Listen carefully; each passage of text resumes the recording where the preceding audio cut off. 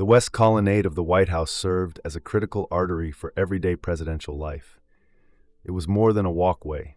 It was a space where weather marked the day, thoughts were gathered, and plans for tackling national issues were set. The history embedded in this pathway, once leading to stables, reflects the evolution of the presidency itself, shaped significantly by renovations under Teddy Roosevelt. Beyond its physical structure, the colonnade symbolized continuity and change, akin to the presidency it bordered. This route became a canvas of landmark moments, memories tethered to private reflections and public responsibilities. Moreover, interactions here, with staff or surprised visitors, infused the path with a sense of daily grounding amidst demanding duties. These moments, layered with history, underscored the gravity and privilege of leading a nation. The Rose Garden stood as a vibrant testament to the steady, nurturing hands of its groundskeepers, a living symbol of national beauty and tranquility. Walking along the colonnade often meant encountering the National Park Service's diligent caretakers, figures of quiet dedication working harmoniously to preserve this lush sanctuary. Here, each bloom, bush, and tree expressed the subtleties of seasonal cycles, echoing the rhythms of nature itself. For those traversing the colonnade, this garden offered solace and inspiration, reminding its visitors of life's simple, albeit profound pleasures amidst the bustle of presidential duties. These moments of acknowledgement for the groundskeeper's efforts infused the grand place with humble gratitude, a reminder that diligence and care in one's work cultivate beauty and joy. Ed Thomas, a seasoned gardener with deep ties to the place, epitomized this steadfast commitment and shared dedication to continuity. Amidst the formidable tasks of presidency, moments with family along the colonnade presented a poignant contrast, embedding a layer of personal warmth into the rigid structures of power. The presence of children, Malia and Sasha, and the beloved family dogs playing joyfully in the snow-infused garden spaces with camaraderie and lightheartedness, becoming cherished interludes. These instances offered a respite from presidential pressures, reminding one of the fundamental essence of life that transcends official status. Likewise, the garden outings and interactions served as emotional anchors and delighted in turning the mundane into moments of personal reflection. They encouraged a balance between public service and private life, renewing resolve and commitment amidst relentless responsibilities. These familial echoes in corridors of power stood as gentle affirmations that leadership is also woven with threads of personal joy and relational memories. Understanding the personal journey from childhood curiosity to becoming a leader provides insights into values, motivations, and challenges that shape this path.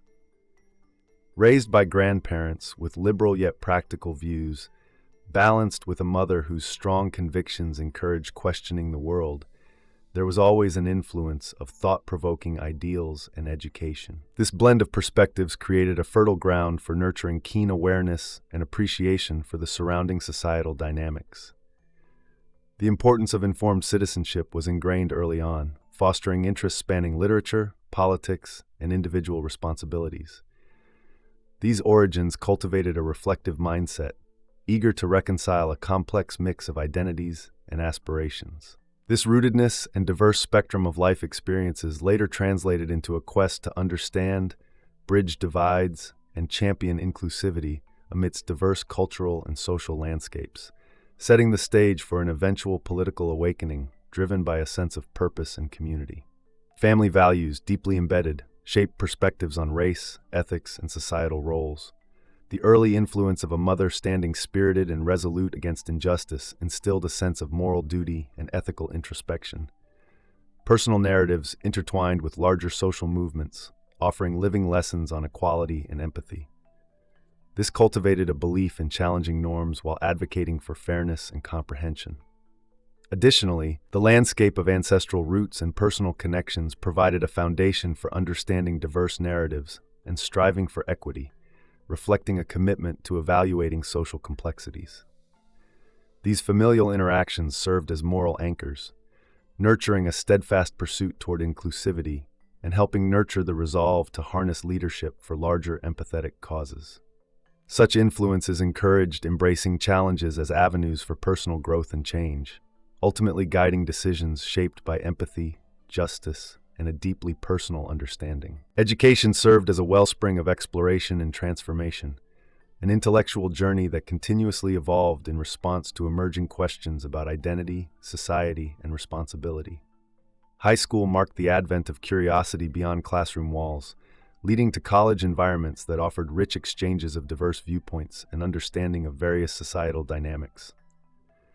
Books became windows to unknown realms, sparking intellectual vigor and laying the groundwork for a broader worldview that balanced philosophical pursuits with pragmatic understanding.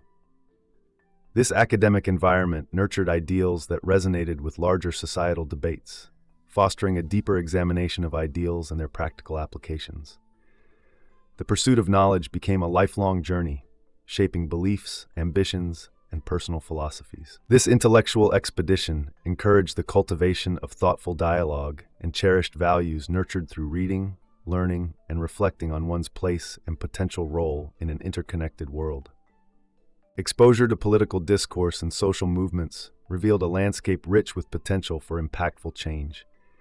These movements showcased the transformative power of collective action, underlining lessons in perseverance, community-driven initiatives, and societal transformation. Learning from influential figures, both historic and contemporary, revealed diversity in approaches to change, crossing cultural and racial boundaries to encourage unity. Experiences at Occidental College fostered an awakening of social consciousness, blending youthful activism with mature reflections on societal structures. Here, interactions with an array of diverse peers provided first-hand insights into grassroots change, introducing a kaleidoscope of perspectives that broadened understanding and fueled personal commitment to societal betterment. Engaging with global and local issues, these early encounters invigorated resolve and nurtured a vision where grassroots endeavors could knit societal fabrics together. This awareness and appreciation for shared goals set the foundation for a career underscored by civic engagement. Amidst academic and personal pursuits, an ongoing exploration of identity and belonging remained a central theme. Traversing cultural boundaries inspired reflections on personal origins and life's greater purpose. This exploration, from pondering racial dynamics to dissecting societal norms, underscored a search for agency and community connection. Each experience provided pieces of a personal mosaic, open to interpretation and evolution, setting the groundwork for deeper social reflections. Throughout college, contemplations on diverse existences resonated with youthful aspirations to influence larger societal narratives. Discovering varied pathways to understanding identity and fostering a sense of belonging extended beyond academic inquiry. Experiences cultivated empathy, resilience, and adaptability, nurturing a capacity for dreams enriched by nuances of personal exploration and identity evolution. This ongoing quest inspired a vision aimed at inclusivity, understanding, and nurturing shared realities against a backdrop of ever-evolving personal and cultural landscapes. Discovering the multifaceted dimensions of leadership involved understanding judgments, societal needs, and community-driven pathways. Learning from grassroots movements during community organizing provided insights into the power of collective action and the importance of listening. In Chicago, grassroots experiences revealed community impact, inspiring aspirations for transformative change within larger frameworks. Balancing moral convictions with policy implications underscored leadership acculturation amidst societal realities. Through organizational efforts, embracing imperfections in endeavors exemplified a journey of leading with empathy and understanding diverse needs. Developing relationships, confronting bureaucracies, and evaluating outcomes formed valuable leadership frameworks grounded in inclusivity and conscientious governance. This realized understanding of nurturing community engagement embraced societal fabric while emphasizing participation, shared responsibility, and collaborative efforts to manage varied societal challenges. Such experiences forged pathways to leadership, marked by an enduring commitment to ethical principles, community well-being, and empowerment within broader societal systems. The shift from grassroots efforts to a broader platform of influence emphasized the importance of layered learning experiences intertwined with personal ambition and institutional boundaries. Leadership aspirations grew within communal dialogues amidst Chicago's profound political and social changes, prompting an internal evaluation of larger institutional roles. Insights garnered during Harold Washington's mayoral era criticized institutional operations and inspired considerations of electoral involvement as a pathway to significant social impact. This transition marked a significant reevaluation of personal ambitions against societal needs, embracing strategies to reconcile bureaucratic limitations with collective aspirations. Further education, exploration, and a persistent quest for inclusivity fueled endeavors transcending grassroots impact to influence broader policymaking landscapes. This evolution from local grassroots to reconsidering broader systemic changes effused a renewed dedication to public health, governance, and reformative change, initiating a paradigm where collective potential integrated with intellectual vigor for enduring societal transformation. Michelle met her future partner while she was practicing law at Sidley and Austin, where she stood out as a confident, beautiful, and intelligent young woman. The initial meetings were meant to be professional, but over time they evolved into deep conversations about life, work, and dreams. These lunches, dinners, and walks laid the foundation for their friendship turned romance, highlighting the unique connection between them.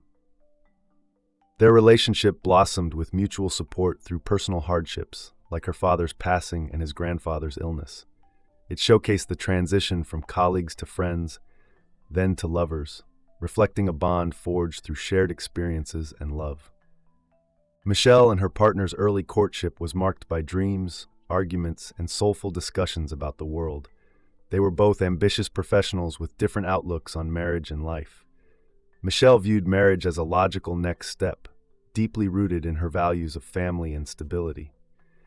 Her partner, however, was hesitant, shaped by different experiences of marriage from his past. Their discussions brought forward themes of change, striving within the system, and leadership struggles, showcasing their unique chemistry. Together, they pondered a shared life, balancing love and career ambitions, highlighting a relationship built on mutual respect and understanding. Their relationship was more than just romance. It was a partnership filled with adventure and dreams. Michelle, with her Chicago roots and family-first mindset, complemented her partner's desire for change and exploration. This dynamic created a balance, promising both stability and adventure. They shared a vision of supporting each other, making a formidable team in both personal and professional arenas. The blend of different experiences and temperaments helped them guard each other's blind spots, building a life that intertwined their values and backgrounds, ultimately enriching both their personal lives and professional trajectories. Approaching law school graduation, significant life decisions loomed. His decision to pursue community work and potential political aspirations rather than clerking at a prestigious firm marked a pivotal moment. Michelle supported his dreams, but expressed concerns about the challenges and integrity of the political landscape, especially in Chicago. Their dialogue revealed differences in optimism and worldviews, yet her unwavering support remained evident. This portrayed a partnership where aspirations were shared and discussed openly, reflecting an ability to tackle together the complexities of ambitions versus the harsh realities of systems, preparing them for future challenges in life and politics. Their wedding at Trinity United Church of Christ in 1992 marked the start of shared life ambitions, coinciding with his efforts in Project Vote, a significant voter registration drive. Both redirected career paths to align with their community values, illustrating a shift from corporate to public service. Michelle embraced nonprofit work, leading youth programs, while he connected civil rights law with teaching. Their involvement in community and social causes defined their joint commitment to broader social issues. These choices echoed their shared belief in grassroots efforts, reshaping their careers to make a meaningful public impact while maintaining a growing family. Their commitment to change led to political engagement, marked by a challenging campaign for a state Senate seat. Despite initial setbacks, such as facing a seasoned incumbent and dealing with unexpected political maneuverings, it proved a valuable learning experience. The campaign involved grassroots efforts, emphasizing the importance of connecting with community members and gathering significant voter support. Through these trials, they learned the intricacies of political life and the nuanced balance between idealism and practical realities. The journey highlighted their determination to effect change, demonstrating resilience and a dedication to their causes amidst the complex landscape of state politics. The political effort ultimately led to a successful bid for the state Senate, signifying a new phase of influence. It taught the importance of political mechanics and the value of collaboration in legislative processes. In Springfield, efforts focused on bipartisan ethics reforms and welfare support systems, showcasing a blend of policy-making experiences and coalition-building skills. The hurdles of being in the minority party highlighted the persistence required to overcome entrenched systems. However, these challenges solidified the belief in the power of incremental change through dedicated service, laying a robust foundation for future political endeavors with an eye towards larger impacts. Amidst political pursuits, personal life demanded attention. The arrival of their first daughter, Malia, brought immense joy, yet balancing young parenthood, law, and politics posed significant challenges. The logistical and emotional complexities affected their relationship, leading to difficult conversations about shared responsibilities and sacrifices. The narrative underscored the impact of work commitments on family life, revealing struggles to maintain the ideal balance. These tensions forced crucial reflections on values and priorities, questioning the worth and direction of demanding careers. Such introspections emphasized the enduring themes of familial bonds and sacrifices, striving for a life that honored both aspirations and love.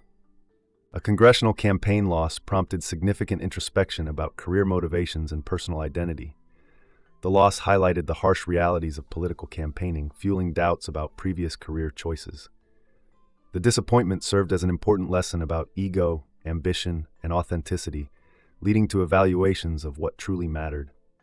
Balancing public service ideals with personal integrity became a focal point, fostering deeper understanding and resolve. This period of reflection in their lives reinforced the pursuit of meaningful engagements and highlighted a renewed commitment to authentic purposes beyond political success, revealing profound insights into ambition and self-awareness. The journey through loss and reflection ultimately led to resilience and renewed clarity. The defeat provided grounding insights, sparking a profound reassessment of life goals. A subsequent trip aimed at rejuvenation highlighted personal and professional crossroads, revealing broader life lessons on resilience. This phase was characterized by a rediscovered commitment to public service and family, accepting setbacks as valuable learning experiences. The narrative showed the importance of staying true to one's core values amidst life's unpredictabilities and the ongoing evolution of motivations, exemplifying how setbacks can fortify resolve and guide an authentic path forward. After a humbling defeat in his congressional run, the narrative follows an introspective phase where personal priorities are realigned. With a growing family, the protagonist finds joy in the subtleties of everyday life, embracing the role of fatherhood and husband. This period is not just about personal satisfaction, it also sparks contemplation about life beyond the political sphere. The exploration of personal happiness, mixed with professional responsibilities, creates a compelling portrait of resilience. Within these smaller, quieter moments, there's a reconnection with the values and goals that inspired the initial leap into public life. The story highlights a pivotal development in the Illinois Senate, an opportunity arising from the redistricting process that could facilitate major legislative changes. This political landscape shift presents new openings for Democrats, allowing for a more substantial pursuit of meaningful legislation. For the protagonist, it reignites the initial passion for enacting change, offering the potential to end a political career on a high note.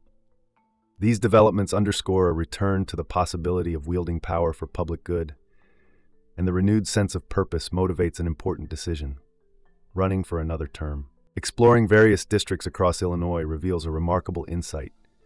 Despite perceived differences, common threads of family values and aspirations unite people. Through journeys with a trusted advisor, the narrative examines the power of understanding and bridging divides in overcoming stereotypes and building connectivity. These travels expose a profound realization: the key to effective politics lies in fostering mutual understanding. Overcoming barriers between communities creates room for a new form of politics, one that challenges conventional thinking and aims to unite rather than divide. This fosters the belief that change is possible through genuine communication. The decision to run for the U.S. Senate is both a bold move and a calculated risk. Recognizing the limitations of a congressional race, the protagonist sees the Senate as a platform to reach a wider audience and have a national impact. The journey toward this revelation involves consulting key allies and understanding the broader political context. It becomes apparent that changing the nation's political discourse demands visibility and embracing opportunity when it presents itself. This daring ambition comes with the acceptance that failing would mean leaving politics behind, adding urgency and determination to the campaign. Behind the scenes of a Senate campaign, there's a complex interplay of strategy, emotion, and aspiration. Despite the odds, the campaign quickly gains momentum, driven by a compelling vision and the ability to connect with people from various backgrounds. The path to success is lined with endorsements and strategic collaborations, painting a picture of a campaign grounded in realism yet driven by idealism. As the campaign progresses, clear messaging and a robust support network reveal the potential to achieve substantial political gains. This chapter explores how overcoming challenges adds to the depth and resilience necessary to triumph. Throughout the campaign, the protagonist experiences growing support from unexpected quarters. Key endorsements and rising interest elevate the candidate's profile at a crucial juncture. An energized team becomes essential in navigating the increasing complexity of the political chessboard. The presence of respected political figures lends credibility to the campaign's cause, validating the message of hope and possibility. Such unforeseen advantages highlight how, sometimes, the right alignment of circumstances can propel forward momentum. These factors come together to create a tipping point, converting both skepticism and support into a broader coalition poised for success. Delivering the keynote address at the Democratic National Convention becomes a defining moment. This opportunity is more than just a speech. It's a platform to present a unifying message to millions. Crafting the speech involves deep reflection and draws inspiration from past experiences and the stories of everyday people. The address transcends typical political rhetoric, aiming to connect deeply with the audience through shared hopes and dreams. It sets the stage for national recognition, marking a turning point in perception and influence, while epitomizing the ability to inspire a collective sense of purpose and direction. The aftermath of the keynote speech brings an unprecedented level of media attention, amplifying both expectations and scrutiny. This new reality requires careful navigation to maintain integrity while managing the pressures of increased public visibility. It becomes clear that striking a balance between leveraging media influence and staying true to convictions is essential. This heightened profile offers both opportunities and challenges, with every move analyzed by a wider audience. Despite this, there's a confidence rooted in authenticity that allows the protagonist to stay focused, turn new opportunities to his advantage, and keep the long-term vision in view. Balancing personal and public life becomes increasingly challenging as the story unfolds. Adjustments are necessary to accommodate the demands of public expectation without losing sight of personal priorities. The story highlights the inevitable changes in family dynamics when privacy becomes a luxury, yet cherishing small moments maintains a sense of normalcy. Family support and a tight-knit circle of friends provide stability, grounding amid the whirlwind of public life.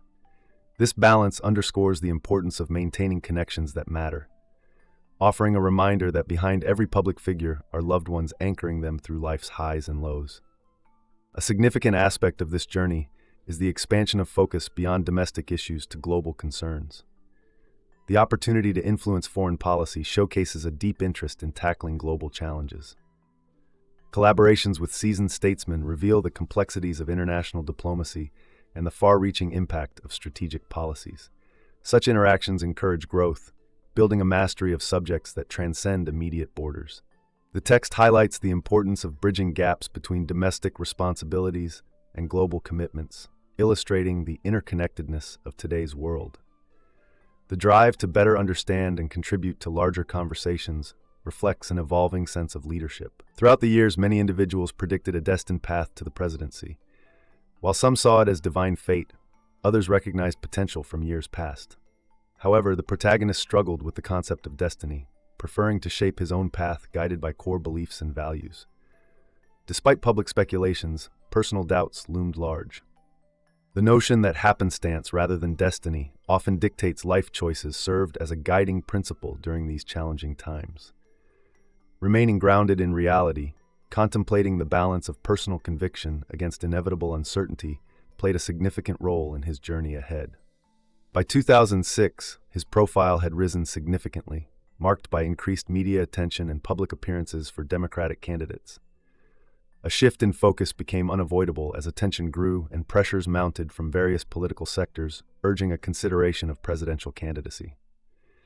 Navigating these waters involved strategic decisions, balancing current political obligations with the burgeoning expectation of a national campaign. The chapter highlights the dilemma of managing swelling interest and speculation, while maintaining focus on serving current political commitments, all amid swirling rumors of higher aspirations. In response to escalating interest, a detailed memorandum was crafted by a close advisor, mapping out possible pathways to keep future options open. This strategic document outlined necessary steps, including expanded travel and fundraising efforts. While publicly distancing from any immediate presidential aspirations, this plan allowed for the development of essential networks and support infrastructure. The process encapsulated a delicate dance of outwardly denying political ambitions while internally setting the stage for potential progression. It underscored the blend of tactical foresight and disciplined preparation required to navigate the political landscape effectively. Amidst a sea of seasoned politicians preparing for presidential bids, a few influential senators advised contemplating a campaign in the upcoming cycle. They recognized the potential to galvanize diverse voter bases and inspire the nation uniquely. This endorsement reflected not just political calculation, but highlighted the broader hunger for transformative leadership. However, the narrative also captures the protagonist's awareness of how quickly public favor can shift and the significant disparity in experience compared to other seasoned politicians. These political endorsements presented both an opportunity and a caution against premature ambition. In a pivotal conversation with Ted Kennedy, wisdom and encouragement were imparted. Kennedy highlighted the rarity of possessing the power to inspire and urged consideration of opportunities when they arise. This veteran perspective emphasized seizing the moment when it aligns with public readiness, rather than waiting for the perfect personal timing. The narrative presents this meeting as not just strategic advice, but an important moment of reflection on the broader historical and cultural impact of leadership. It served both as a moment of validation and a profound challenge to fulfill innate potential. The looming decision about a presidential run heavily impacted family dynamics. Conversations with his wife reflected real concerns about personal and family sacrifices. While supportive of public service, she was wary of the political arena's relentless exposure and pressures. This tension was evident during intimate discussions about potential candidacy, illustrating the complex balance between personal ambition and familial responsibility. The burden of public expectations clashed with a desire for family stability, reminding the protagonist of the personal costs accompanying high political aspirations. This deeply personal conflict underscored the broader narrative of ambition and self to contend with. An extensive tour in Africa underscored a growing sense of responsibility and potential influence on an international stage. Encounters with global leaders and humanitarian workers illustrated the impact of American policy and the need for compassionate leadership. The trip highlighted diverse challenges while bolstering a sense of public duty and the potential for change. As these experiences unfolded, persistent inquiries about presidential intentions added urgency to reflection and decision-making. The intersection of personal values, public expectations, and international observations shaped the evolving narrative of weighing personal readiness against national needs. A visit to Iowa, an early battleground state, solidified the protagonist's potential for capturing national support. With enthusiastic crowds and significant endorsements, the reception hinted at a prosperous campaign opportunity.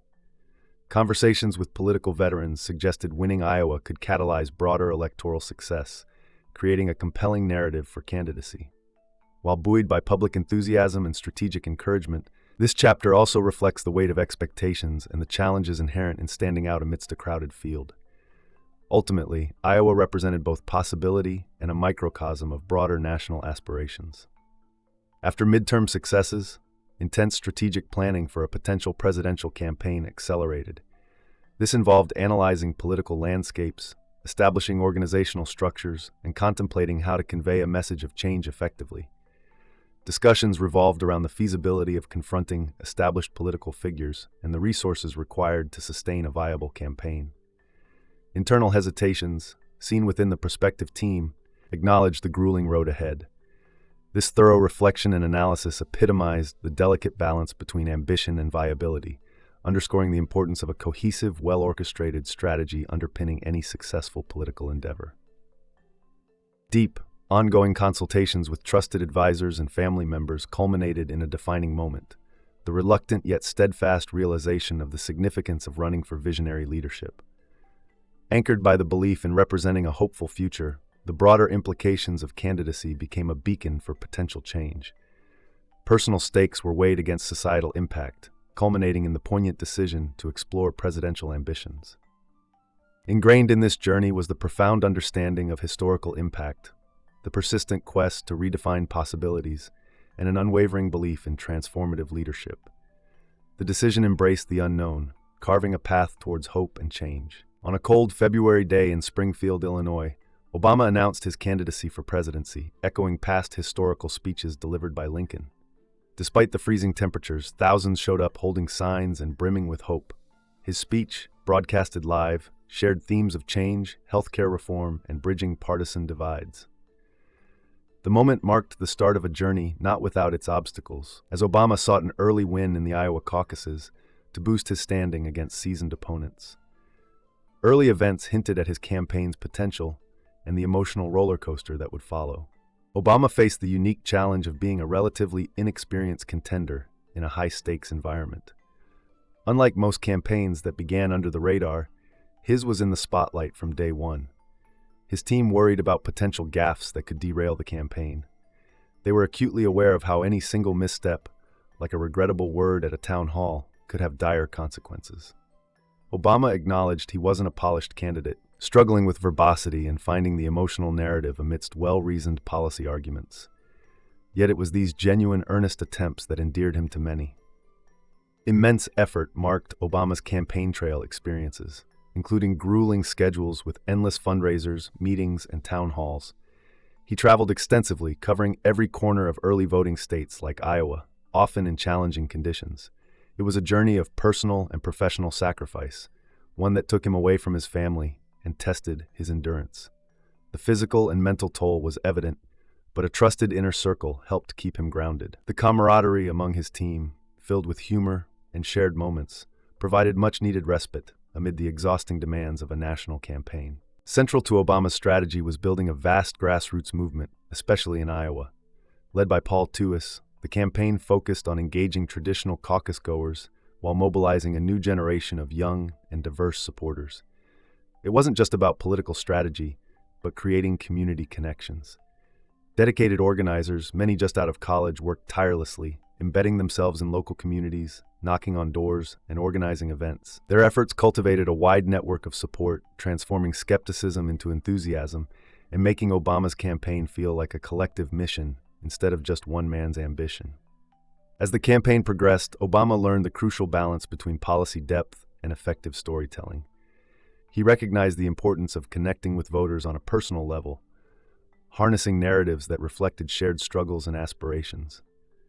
Early missteps taught him to simplify complex ideas and resonate emotionally with audiences while offering practical solutions. Obama began challenging conventional wisdom, advocating for diplomatic engagement over conflict, and creatively addressing issues like education and energy policy. These lessons strengthened his resolve and sharpness, helping him gain confidence and traction amid fierce competition from well-established rivals. Obama's path to securing the Democratic nomination was not unchallenged. Rivals like Hillary Clinton presented formidable barriers with deep political pedigrees and substantial resources. Yet Obama distinguished himself by breaking with traditions, opting for direct engagement over political niceties. The campaign faced attempts to undermine him, including dredging up inconsequential childhood claims and questioning his naivety. However, Obama's willingness to take bold stances and his clarity in foreign policy debates highlighted key differences. His confidence in the campaign's increasing popularity suggested a shift in public sentiment, reflecting a desire for authenticity over experience. The campaign's grassroots nature manifested in extraordinary support from ordinary Americans, ones who had never been involved in politics before. Small donors powered the financial engine, showing the campaign's reach and resonance. The energy and optimism spread, fueled by Obama's message of hope and change. This swell of public enthusiasm facilitated record-breaking assemblies, rallies with influential figures like Oprah Winfrey, and unprecedented voter registrations. It wasn't merely about political victory, but awakening a collective consciousness, one that invited everyone to contribute to shaping a renewed political landscape promoting inclusivity and shared dreams. Obama fiercely stood by new approaches, defying traditional political expectations and embracing direct conversation. He tackled contentious issues head-on, refusing to compromise on his stances even when facing skepticism. This was evident in debates over foreign policy, where he advocated diplomacy with adversaries, a standpoint unpopular among many Washington elites at the time. His clear and deliberate communication resonated with voters curious about fresh perspectives. Unlike competitors, Obama's straightforward but nuanced arguments began gaining traction, indicating a shift in voter preferences, eager for an agenda that aligned more closely with changing domestic and global realities. A pivotal moment came during the Jefferson-Jackson dinner in Iowa, where Obama delivered a powerful speech underscoring his campaign's core message. It spotlighted the need for principled and conviction-driven leadership, markedly different from his opponents. This address was crucial in revitalizing the campaign's momentum and became a significant turning point, much like his earlier DNC speech in 2004.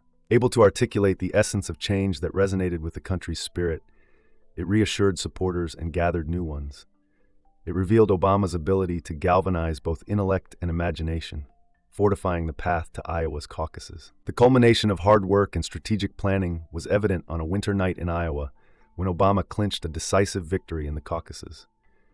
It was a remarkable achievement that demonstrated the effectiveness of grassroots engagement and a compelling campaign narrative. Volunteers and field organizers played crucial roles, connecting with communities to drive historic voter turnout. The win forged an undeniable sense of unity and possibility, igniting fresh hope for the remaining journey to the presidency. It was a momentous embodiment of a new American dream, one that celebrated diversity, inclusion, and the power of democratic participation. Surprising the nation, a major win in Iowa put our campaign on the map. The media described it as stunning and seismic, marking a blow to Hillary Clinton and resulting in notable figures like Chris Dodd and Joe Biden leaving the race. With newfound momentum, our team received endorsements from previously cautious politicians, signaling a broader appetite for change in America. Yet this shift from underdog to frontrunner felt awkward. We had to manage expectations rapidly and remain grounded just days before the New Hampshire primary, knowing the fickle nature of public opinion. A challenging moment arose during a debate when Hillary Clinton was questioned about her likability. Despite the trivial nature of the inquiry, I attempted to defend her, only for my comments to be perceived as patronizing. This misunderstanding likely stemmed from poor phrasing or media spin by Clinton's team. While our team saw it as a minor blip, it highlighted the precarious dynamics of gender and political perception. Meanwhile, Hillary displayed emotion during a public appearance, contrasting her typically composed image and sparking debate about gender norms in leadership. Despite our optimism heading into New Hampshire, a surprise loss hit hard. Assumptions were made that independent voters who once favored us may have lent their support to John McCain in the Republican primary. In light of the setback, it became clear that winning would require sustained effort. Our response was not to panic, but to reinforce our commitment, realizing that ups and downs were part of the campaign journey. This experience underscored the unpredictable nature of politics and the resilient spirit needed to persevere. After the New Hampshire loss, our campaign saw an unexpected surge in unity and determination. Instead of declining interest, we experienced a wave of new volunteers and increased online donations, particularly from new small-dollar contributors. Endorsements followed, further cementing a perception of strength and continued momentum. We realized that losing New Hampshire wasn't disastrous, acknowledging that we needed to earn every victory. It taught us the importance of persistence, grounding our efforts in the challenging realities of what it takes to pursue meaningful change. Iowa proved we were contenders, but New Hampshire built our confidence in handling challenges. The loss highlighted my ability to remain steady in crises, a trait I attribute to my grandmother's life lessons on resilience and hard work. Raised with a strong work ethic and grounded in practical wisdom, I learned the value of staying focused amidst setbacks. This temperament proved vital, showing our team that setbacks were part of the journey and motivated us to press on with renewed determination and a clear sense of purpose. Navigating race dynamics was a delicate balance during the campaign. Our approach emphasized universal themes rather than focusing on racial grievances. This was driven by our need to win and keep broad appeal. While Black communities showed love and support, many remained cautious, aware of the risks associated with my candidacy. The campaign sought to build coalitions across racial lines, understanding that winning required a message that resonated universally, even when pressure from various quarters suggested a focus on racial issues. My association with Reverend Jeremiah Wright, a key figure in Chicago's Black community, became a source of controversy. Known for his fiery sermons and insightful commentary, Wright's rhetoric occasionally strayed into controversial territory. This posed challenges as we sought to appeal to a broader audience. Navigating this relationship required sensitivity, knowing that missteps could provoke media firestorms. It was a reminder of the complexities involved in bridging different worlds and the careful balancing act needed to present a unified, inclusive vision. The campaign was seen as a part of a generational continuum, building on past civil rights struggles. Encouragement from figures like Dr. Otis Moss Jr., who likened my campaign to a new leg of a long journey, provided a profound sense of purpose. Recognizing this struggle as an effort built on historic foundations gave credibility and support from key civil rights leaders. It reinforced the idea that this was more than a personal quest. It was part of a collective mission to continue progress toward justice and equality for all. As the campaign shifted to South Carolina, we faced classic, rough-and-tumble political challenges. The intense rivalry with the Clinton campaign highlighted a blend of modern aspirations and historical racial tensions. Bill Clinton's presence added weight to Hillary's campaign, along with a sharper campaign tone. I navigated these complexities while striving to maintain a vision of unity. With the help of allies and grassroots support, the campaign highlighted the intricate dance between addressing racial realities and championing a broader, collective political hope. Despite concerns, the South Carolina primary resulted in a decisive victory, demonstrating strong support among African American voters and a significant portion of white voters. The win was refreshing, offering hope amid difficult campaign moments. However, it also underscored that while slogans like "race doesn't matter" echoed optimistically, the reality was more complex. Our campaign was a reminder of both the challenges and possibilities of transforming political landscapes, influenced by historical pressures and contemporary dynamics. As the campaign journeyed past South Carolina, a pivotal boost arrived via endorsements from influential figures, Caroline and Ted Kennedy. Their support carried symbolic weight, reminiscent of the optimism and potential of a bygone era, echoing the spirit of Camelot. These endorsements not only added eloquence to the campaign, but also prepared the ground for the pivotal Super Tuesday contests. The memories of past liberal optimism intertwined with the current run, injecting the campaign with renewed vigor and visibility. This underlined how historical legacies and familial symbols can ignite contemporary political movements.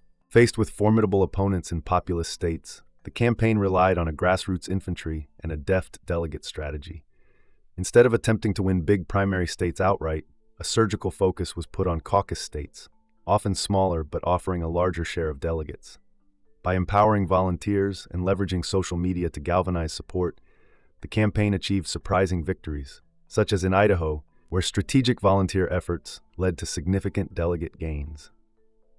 This targeted approach contrasted with traditional heavy ad spending, showing how grassroots and community efforts can triumph over larger, more established political machines. Technology played a burgeoning role in the campaign, transforming how messages spread and engendering new forms of political participation.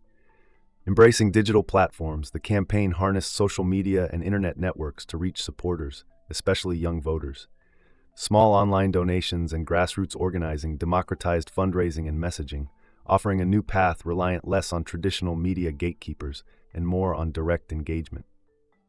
This era of digital innovation underscored the shift from top-down political operations to a more dynamic bottom-up approach, paving the way for future campaigns powered by technology and social connectivity. Running for president as a person of color illuminated the challenges of racial politics and media scrutiny. The campaign faced relentless rumors and racialized attacks, questioning the candidate's American identity and family. Amid inflammatory rhetoric, the candidate's experience highlighted a dual consciousness, where public scrutiny over identity and heritage became focal points. The campaign navigated these waters by tackling misinformation while gaining ground, emphasizing the diverse narratives that make up the American experience. These incidents served as a reminder of how perceptions are shaped in electoral politics, often fueled by underlying racial anxieties. Despite an aggressive media environment, the campaign managed to counteract waves of misinformation. Rumors ranged from false claims of radical ties to erroneous accusations surrounding family heritage and background. Each allegation, amplified by conservative media outlets, fed into a narrative threatening to derail the campaign.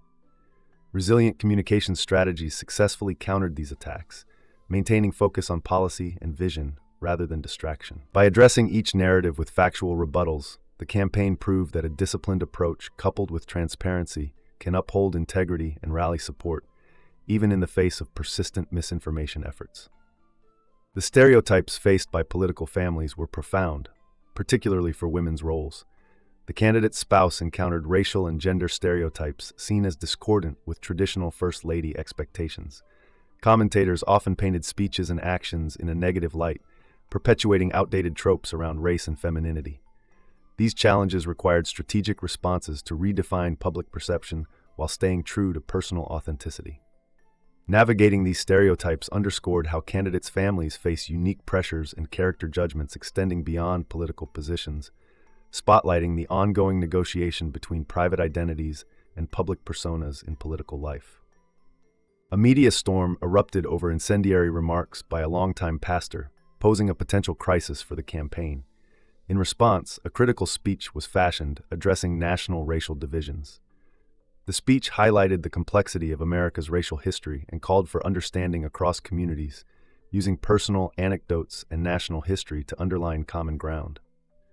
This rhetoric sought to transcend controversy by fostering dialogue rather than dissent. It exemplified how political setbacks can be transformed into action, encouraging broader discourse on systemic issues, appealing to a collective yearning for unity and progress. Despite victories, the candidate's path was fraught with tight races and unexpected turns. Notably, the hard-fought battle in Texas and Ohio, arenas where built-in support for their opponent posed substantial challenges. Tactical misjudgments and unfavorable outcomes fueled narratives of vulnerability. These moments, offering a glimpse into the grueling nature of campaigning, underscored the need for adaptability and resilience. They illustrated the campaign's resolve amidst adversity, reinforcing a connective tie with voters which transcended immediate setbacks through consistent, proactive engagement rather than reactive retreat. During the contentious primary season, the campaign challenged conventional political wisdom by opposing a popular yet transient policy proposal on gas taxes. Where rivals proposed temporary solutions, the campaign emphasized sustainable policies, underscoring a commitment to long-term solutions over short-term political gains. This contrarian stance resonated with voters, showcasing a willingness to diverge from typical political pandering.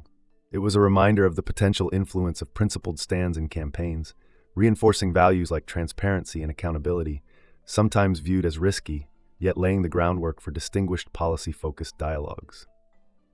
The campaign's hard-fought victories led to reflective moments amidst success, eventually culminating in a new political chapter. Securing the Democratic nomination drew attention to the immense dedication of volunteers, strategists, and family members who powered the journey. As the path ahead widened toward general elections, the campaign focused on sustaining momentum built on genuine connections with citizens. Success was not merely marked by victories, but rather by the campaign's ability to resonate authentically with people's aspirations, fostering a sense of shared purpose that transcended singular achievements, aiming for lasting change and collective advancement. As the dust settled from the fiercely fought Democratic primary of 2008, reconciling the factions within the party became a top priority. Rival camps from the Clinton and Obama teams had to set aside their differences. Despite media speculations of discord, an initial meeting facilitated by Senator Dianne Feinstein demonstrated a keen diplomatic intent. Although tensions were evident, with Clinton airing grievances about perceived unfair attacks, there was a mutual recognition of the larger goal, to unite for the greater good of the Democratic Party and nation. The meeting helped pave the way for cooperation, despite the complications in selecting Clinton as a running mate. The strategic alliance was crucial for electoral success and required a delicate balance of recognizing personal feelings and political necessities. The transition from the primary to the general election was marked by the transformation of campaign tactics. Unlike previous nominees focusing on established battlegrounds, the campaign decided on an expansive strategy. By considering states typically ignored, they aimed to exploit their primary presence across the country. The vision, led by strategist David Plouffe, saw potential in traditionally Republican strongholds like Colorado and Nevada. With increased turnout among minorities and young voters, the campaign even targeted those like North Carolina and Virginia, which hadn't gone Democratic in decades. This approach offered multiple paths to the coveted 270 electoral votes and aimed to boost down-ballot Democratic prospects. It also forced the McCain campaign to rethink its own resource allocation. Such a strategy highlighted an innovative election mathematics, creating broader implications for the party's future campaigns. John McCain, Obama's Republican rival, was viewed with a mix of admiration and political rivalry. Revered for his military service and known for his bipartisan spirit, McCain embodied a traditional yet maverick political stance. His tendency to cross party lines on issues like immigration and climate change earned him both allies and critics. However, the shifting dynamics of the Republican base had put McCain in a difficult position. As internal GOP factions leaned more rightward, McCain found himself at odds with the party's core, known for his reluctance to bend to hyper-partisan sentiments. This transformation from being a maverick to aligning with hardline stances exposed vulnerabilities in his candidacy. Balancing respect for McCain's past has to be considered against the changing currents of 2008. Despite electoral pressures, Obama's campaign sought to bolster perceptions of foreign policy acumen through a calculated overseas tour. Ranging from the volatile regions of Afghanistan and Iraq to allied territories like the UK and France, this 9-day journey was meticulously designed. Such a trip promised dual benefits: garnering trust as a competent future commander-in-chief, while showcasing a vision for renewed global alliances post-Bush era. But navigating these high-stakes encounters meant any misstep could be detrimental. The intricate balance between potential gains and risks exemplified how a campaign tailored its strategy to enhance the candidate's presidential image, engaging international actors to reinforce his positions on critical foreign policy fronts. It was a daring, yet necessary undertaking to bridge experience gaps. Amidst the high-octane world of political campaigns lay the more personal and sentimental aspects, often overshadowed by public affairs. During this period, the juxtaposition of political duties against personal sacrifices became evident. The time spent away took its toll on family life, leading to reflections on the trade-offs between career ambitions and cherished moments with loved ones. Intimate family instances, vacations, and even simple shared experiences like birthdays revealed human facets often hidden within political figures. This balance between public commitments and private lives becomes a significant narrative, emphasizing the emotional costs behind the scenes that every political player must navigate. The decision of choosing a vice presidential candidate is crucial in shaping an election campaign. For Obama, it boiled down to a choice between Tim Kaine and Joe Biden. Kaine was a trusted ally from Virginia with Midwestern roots. Biden brought extensive Senate experience and a vast foreign policy background, presenting a reassuring option for those wary of Obama's limited experience. Despite Biden's occasional verbal errors, his resilience, expertise, and capacity to connect with the electorate were undeniable assets. Ultimately, the connection with Biden, bolstered by his personal story of overcoming adversity, deemed him the suitable partner to balance the ticket and complement a bid for comprehensive change in leadership. The Democratic National Convention in Denver became a carefully orchestrated affair, crucial in solidifying the party's message on the way to a historic nomination. With significant speeches and powerful visual moments, the convention designed a narrative of unity and hope. Consisting of large spectacles like Michelle Obama's impactful speech and culminating with Obama's acceptance in a stadium before an exuberant crowd, it left a resounding impression. Echoing Martin Luther King Jr.'s sentiments on the 45th anniversary of his speech, the event was symbolic of progress and the hurdles left to overcome. It highlighted a strategic positioning, embedding reminders of the American civil rights journey into the campaign's ethos. When John McCain announced Governor Sarah Palin as his running mate, it created a media frenzy. Her selection introduced a new dynamic to the race, drawing considerable attention and reinvigorating Republican enthusiasm.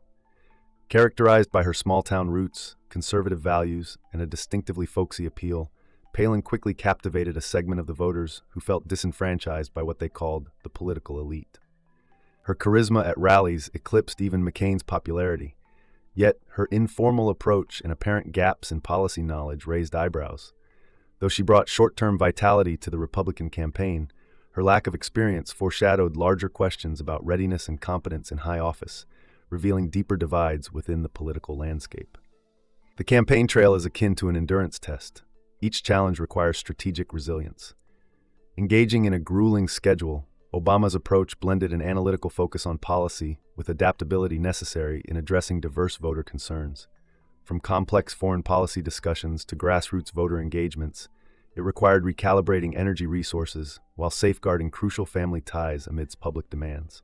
Navigating personal sacrifices along with mounting pressures of global scrutiny showcased not just a tactical politician, but a leader attuned to the nuances of representing a broader, hopeful collective vision. These instances illustrate the relentless determination behind the public image, revealing a deeper understanding of the personal fortitude required for effective leadership. This account reflects the layered components involved in crafting a successful presidential campaign during a transformative period. It underscores how a blend of personal values, strategic adaptability, and leveraging core campaign strengths can challenge traditional norms. The synthesis of internal party dynamics, innovative electoral approaches, and addressing complex international concerns was vital in crafting a seamless narrative appealing to a diverse electorate. Despite the competitive landscape's unpredictability and external challenges like unexpected running mate choices, the campaign thrived by fostering unity, vision, and resilience. The narrative demonstrates how these calculated maneuvers against a backdrop marked by historical significance paved a meticulously plotted path to potential leadership. In 1993, Michelle and the author stepped into the world of homeownership with the purchase of their first condo in Hyde Park.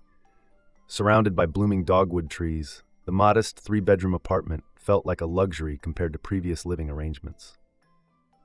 This new space symbolized a step towards independence, allowing for personal touches with a mix of furnishings from various sources. Despite its small size, the apartment accommodated their growing family, transforming into a vibrant hub filled with the laughter and chaos of young children. This moment marked a significant milestone in their journey, blending personal aspiration with the desire to create a warm and nurturing environment. Despite owning a home, financial strain remained a constant companion as they grappled with the costs of child-rearing and persistent student loans. Income should have comfortably managed their mortgage payments, yet childcare and education expenses steadily rose, tightening their budget. In an effort to alleviate financial pressure, refinancing the mortgage became an appealing option. The opportunity to use home equity to cover debts offered a temporary solution, but also added complexity. This juggling act highlighted the challenges many families face, balancing dreams of stability and the realities of financial obligations, ultimately requiring strategic decision-making and adaptability. The early 2000s saw a real estate gold rush in America, with skyrocketing property prices and lenient lending practices. The allure of upgrading homes, investing in new developments, and treating properties as financial assets was widespread. However, this excitement led to overconfidence among markets and individuals, setting the stage for an inevitable burst. As mortgage lending standards declined, many jumped into the frenzy without considering potential consequences. This period served as a dramatic example of the volatility and unpredictability that can accompany rapid economic growth, offering crucial insights into the cyclical nature of financial markets. The narrative unfolds during a time when housing markets, once booming, began showing signs of instability. Properties once seen as financial anchors began to expose fault lines in the broader economy. The interconnectedness of personal and institutional investments revealed vulnerabilities, as risky loans and financial instruments threatened economic stability. This housing crisis not only affected the economy, but became a significant talking point in political discourse. It emphasized the need for more regulation and scrutiny, laying the groundwork for future economic policies that sought to rectify oversights and safeguard against similar pitfalls in the future. George Haywood, a Wall Street veteran, offered a sobering perspective on the housing market. His analysis predicted a severe crash, elucidating the chain of events that would follow an economic downturn. The securitization of mortgages, the loosening of lending standards, and the misjudgment of risks by credit agencies painted a picture of a financial system teetering on the brink. These insights were grounded in the realities of global investments and the unchecked enthusiasm of market forces. This cautionary tale emphasized the importance of vigilance and foresight in a financial landscape that often prioritizes short-term gains over long-term sustainability. As election campaigns unfolded, the housing market's decline began to affect political dynamics. The financial crisis provided a platform for addressing systemic inequalities and advocating for more equitable economic policies. The narrative drove home the reality that economic fluctuations had tangible impacts on people's lives, bringing topics like wage stagnation, job security, and the affordability of essential services into sharper focus. Efforts to address these challenges highlighted the intersection of economic policy and social equity, reinforcing the need for comprehensive solutions that considered both immediate relief and sustainable progress. The financial turmoil underscored the urgent need for reform and reevaluation of economic policies. Calls for greater oversight and accountability highlighted previous deficiencies and set the stage for discussions around supporting families, strengthening the social safety net, and investing in future growth. Drawing upon historical precedents, the narrative advocated for strategic government interventions as a means to stimulate progress and ensure fair access to opportunities. This broader reflection on policy emphasized the importance of learning from past mistakes to forge a path toward a more resilient and equitable future. Election Day marked a pivotal moment when the political landscape hung in the balance, poised between continuity and change. Despite the culmination of months of campaigning, the outcome was out of the candidates' hands. The waiting game underscored the democratic process's unpredictability as millions cast their votes and determined the nation's direction. This moment of collective decision-making highlighted the interplay between public sentiment and leadership aspirations, reminding everyone of the power vested in individuals to shape political destinies through their choices at the ballot box. A convergence of personal and political events underscored the intricate ties between private lives and public duties. Personal reflections, familial experiences, and the bonds shared with loved ones illuminated the human aspects behind political campaigns. The narrative captured moments of introspection and connection, set against the backdrop of larger societal changes. This intersection of the personal and political provided a nuanced understanding of leadership, emphasizing its grounded nature in everyday experiences, the familial legacy, and the broader responsibility of shaping a nation's trajectory. As the narrative reaches its conclusion, it offers a contemplative look at the impending responsibilities of leadership. The journey from homeowner to political figure was marked by lessons learned, challenges overcome, and hopes for the future. The narrative acknowledges the weight of expectations while embracing the potential for transformative change. This reflection underscores the importance of resilience, vision, and collective effort in navigating future challenges and striving towards a more inclusive and just society. It serves as a hopeful reminder of the enduring ability to influence and inspire across diverse contexts. The Oval Office, an iconic symbol of the presidency, is both smaller and grander than one might expect. Its ornate features like the resolute desk and Washington's portrait reflect its historical significance. However, it is the light that truly sets the room apart, filling it with warmth and the weight of responsibility. For newly elected presidents, crossing its threshold marks a profound moment, blending humility and power. The room serves as a constant reminder of the democratic ideals it represents, providing solace and clarity amidst the pressures of leadership. The transition into the presidency involves carefully observing long-standing traditions. This narrative captures a poignant visit to the White House during this transition period, hosted by outgoing President George W. Bush. This meeting is not just about protocol, but a moment to strengthen democratic principles, ensure continuity, and impart personal insights on navigating challenges that lie ahead. The respectful exchange is a tribute to the values of cooperation and civility that underpin American democratic transitions, demonstrating the shared understanding of responsibilities that come with the highest office. Assembling a diverse and capable team is crucial for a new president navigating complex challenges. The narrative highlights the strategic thinking involved in selecting key advisors and positions, such as chief of staff, economic, and defense teams. The emphasis is on finding individuals who offer a blend of experience, political acumen, and fresh perspectives. Choosing individuals like Rahm Emanuel for his bold approach and selecting the best candidate for each vital role reflects the need for dynamic leadership and teamwork to tackle pressing economic and international issues effectively. Transitioning to a life under the nation's scrutiny can be a lonely endeavor, despite its grandeur and privileges.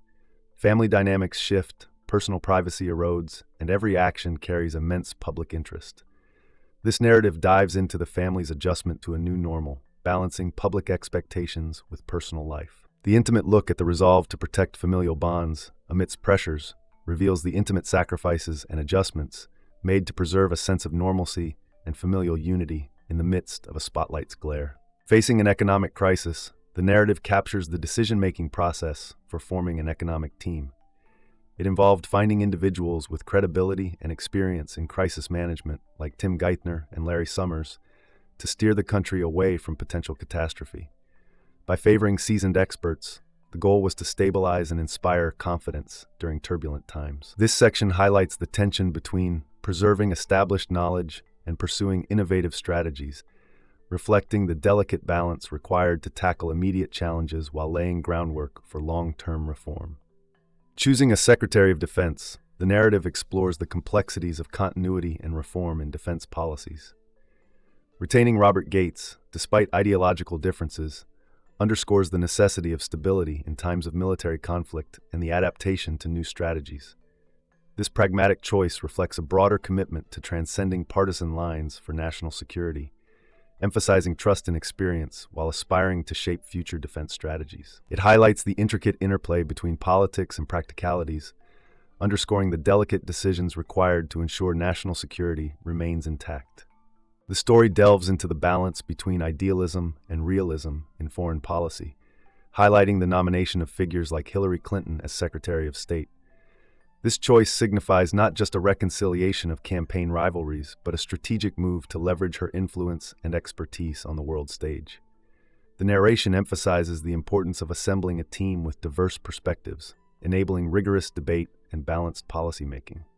This showcases the strategic imperatives of maintaining foundational values while pragmatically addressing global challenges to advance national interests. The narrative outlines the introspective journey of transitioning into a role where personal ambitions align with public service. Faced with immense expectations and intricate challenges, the decision-making process reveals a purposeful commitment to serve. Building a cohesive team, balancing differing philosophies, and preserving a vision for change underscore the complexities of leadership. This section explores the nuanced tension between staying true to campaign promises and adapting to the immediate, often unforeseen demands of governance, underscoring the resolve to embody both hope and responsibility. An inauguration signifies a peaceful transfer of power, but also serves as a potent symbol of change and renewal. As a backdrop to pivotal moments, the narrative captures the mixture of joy, aspiration, and solemnity associated with such ceremonies. From the speech's crafting to the ceremonial pomp, the events encapsulate not just the ceremonial assumption of duties, but the weight of expectations placed upon new leadership. Highlighting moments of personal reflection, it illustrates the humility and grace required to walk the fine line between inspiration and governance. At its heart, this narrative is about the human side of leadership and governance. It unveils the emotions entwined with entering the presidency, from awe and reverence to stress and solitude. The juxtaposition of jubilation on Inauguration Day with the everyday realities of forming and sustaining effective governance underscores the resilience and adaptability required of leaders. The narrative serves as a reminder that behind policy decisions and public appearances lies a deeply personal journey, driven by an enduring commitment to serve and transform for the greater good. Imagine stepping into one of the most powerful roles in the world, where every decision is under intense scrutiny. As new leadership takes the helm at the White House, it's akin to college move-in day with middle-aged professionals navigating a maze of protocol. There are immediate tasks, dealing with familiar chaos and uncertainty, missing staff, and processes yet to be confirmed. Despite preparations, the enormity of responsibility hits hard. Your priority? Leverage early momentum by swiftly implementing key campaign pledges. This is about setting a tone of change, all while balancing the inevitable mix of naivete and realism in your team. To hit the ground running, no time is wasted in fulfilling promises. A significant executive order banning torture is signed immediately. The administration embarks on an ambitious journey to close the renowned Guantanamo Bay Detention Center and establishes stringent ethics rules to promote transparency and governance. They extend health insurance to millions more children and lift previous restrictions on federally funded embryonic stem cell research. Each move symbolizes a substantial shift in policy, aiming to make an immediate impact. It's a reminder of the power of swift and decisive action to signal a new era in leadership. The administration's first legislative triumph arrives as the Lilly Ledbetter Fair Pay Act is signed into law. Drawing inspiration from Lilly, an Alabama woman who fought against pay discrimination, the act represents a commitment to advancing equitable pay. Opening the doors to fairness and justice, this legislation is a beacon for working women nationwide. Though it doesn't erase historical disparities, it marks a significant step forward in workplace equality. Amid celebrations, there's a personal reflection on the women who've been overlooked, reinforcing that this milestone is a starting point rather than an end point. Faced with an unprecedented economic downturn, the administration confronts an economy on the brink of collapse. Nearly half of the country's major financial institutions are destabilized, and unemployment numbers climb at alarming rates. This daunting challenge requires innovative solutions to avert potential disaster.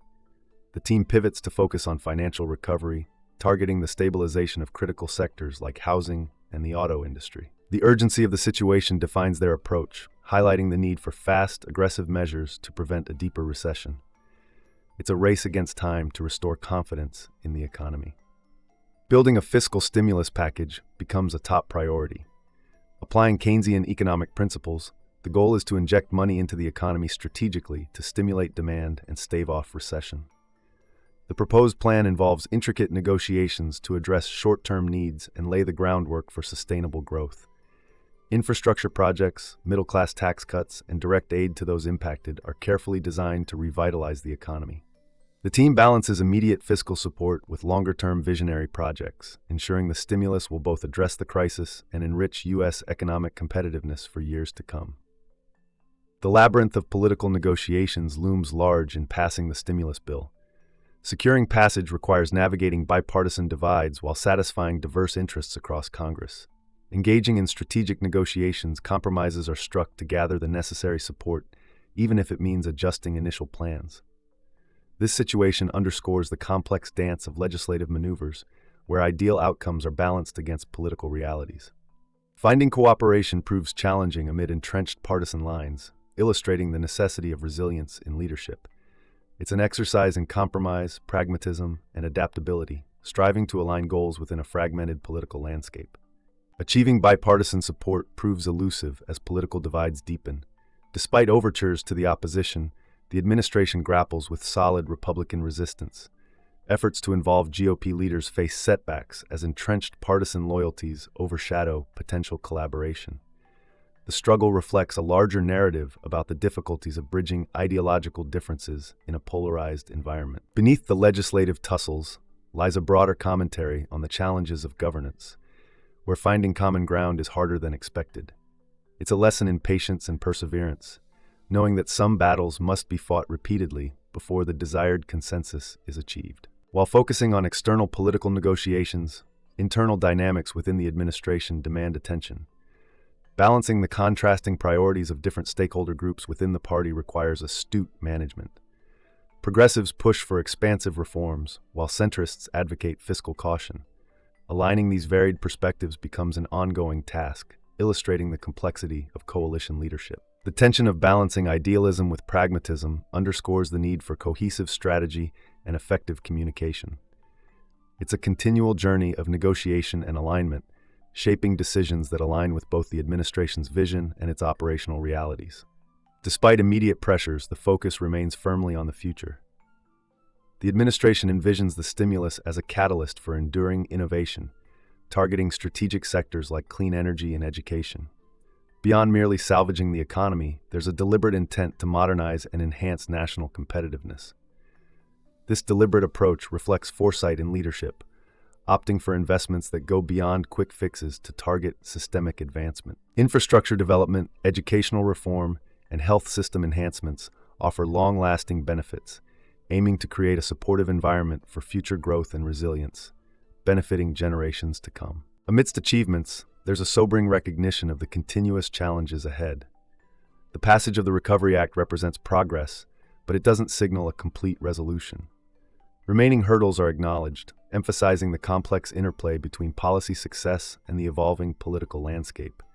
Every setback and victory is a learning point, enhancing resilience and strategy moving forward. This acknowledgement fuels the sense of dedication and urgency required in navigating future obstacles. The mission remains clear.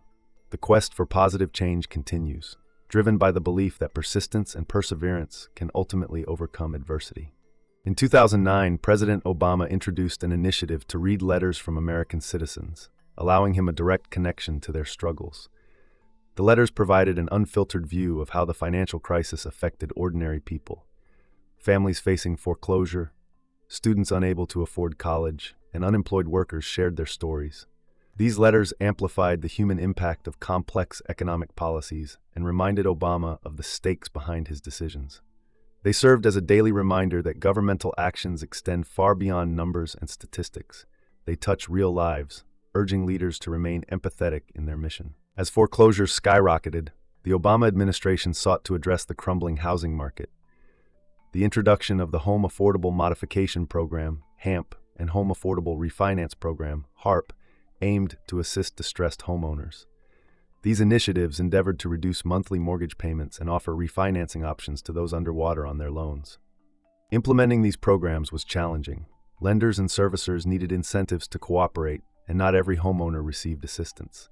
As a critical aspect of economic recovery, stabilizing the housing market was essential to restoring the broader economy. Wall Street's role in the financial crisis prompted both national outrage and tough decisions from the administration. While some argued for severe measures against banks, like nationalization or breaking them up, Obama's administration opted for a more measured approach. This entailed stress tests for banks to restore market confidence without immediate drastic action. The balance between appeasing public anger and assuring financial stability was delicate. Wall Street's seeming disconnect from public sentiment added to the complexity, as did the desire for economic normalcy alongside calls for extensive reform. The auto industry was another casualty of the financial crisis, with giants like GM and Chrysler on the brink of collapse. Obama's administration intervened with structured bankruptcy processes and strategic partnerships, like Chrysler's collaboration with Fiat. These moves were controversial but deemed necessary to save numerous jobs and revitalize the industry. The task force led the restructuring efforts, balancing economic realities with the emotional weight of potential job losses. This decisive action prevented further economic devastation across communities heavily reliant on the automotive sector. A key move in stabilizing the financial system was the implementation of stress tests for major banks. These tests were designed to evaluate whether banks could withstand severe economic conditions.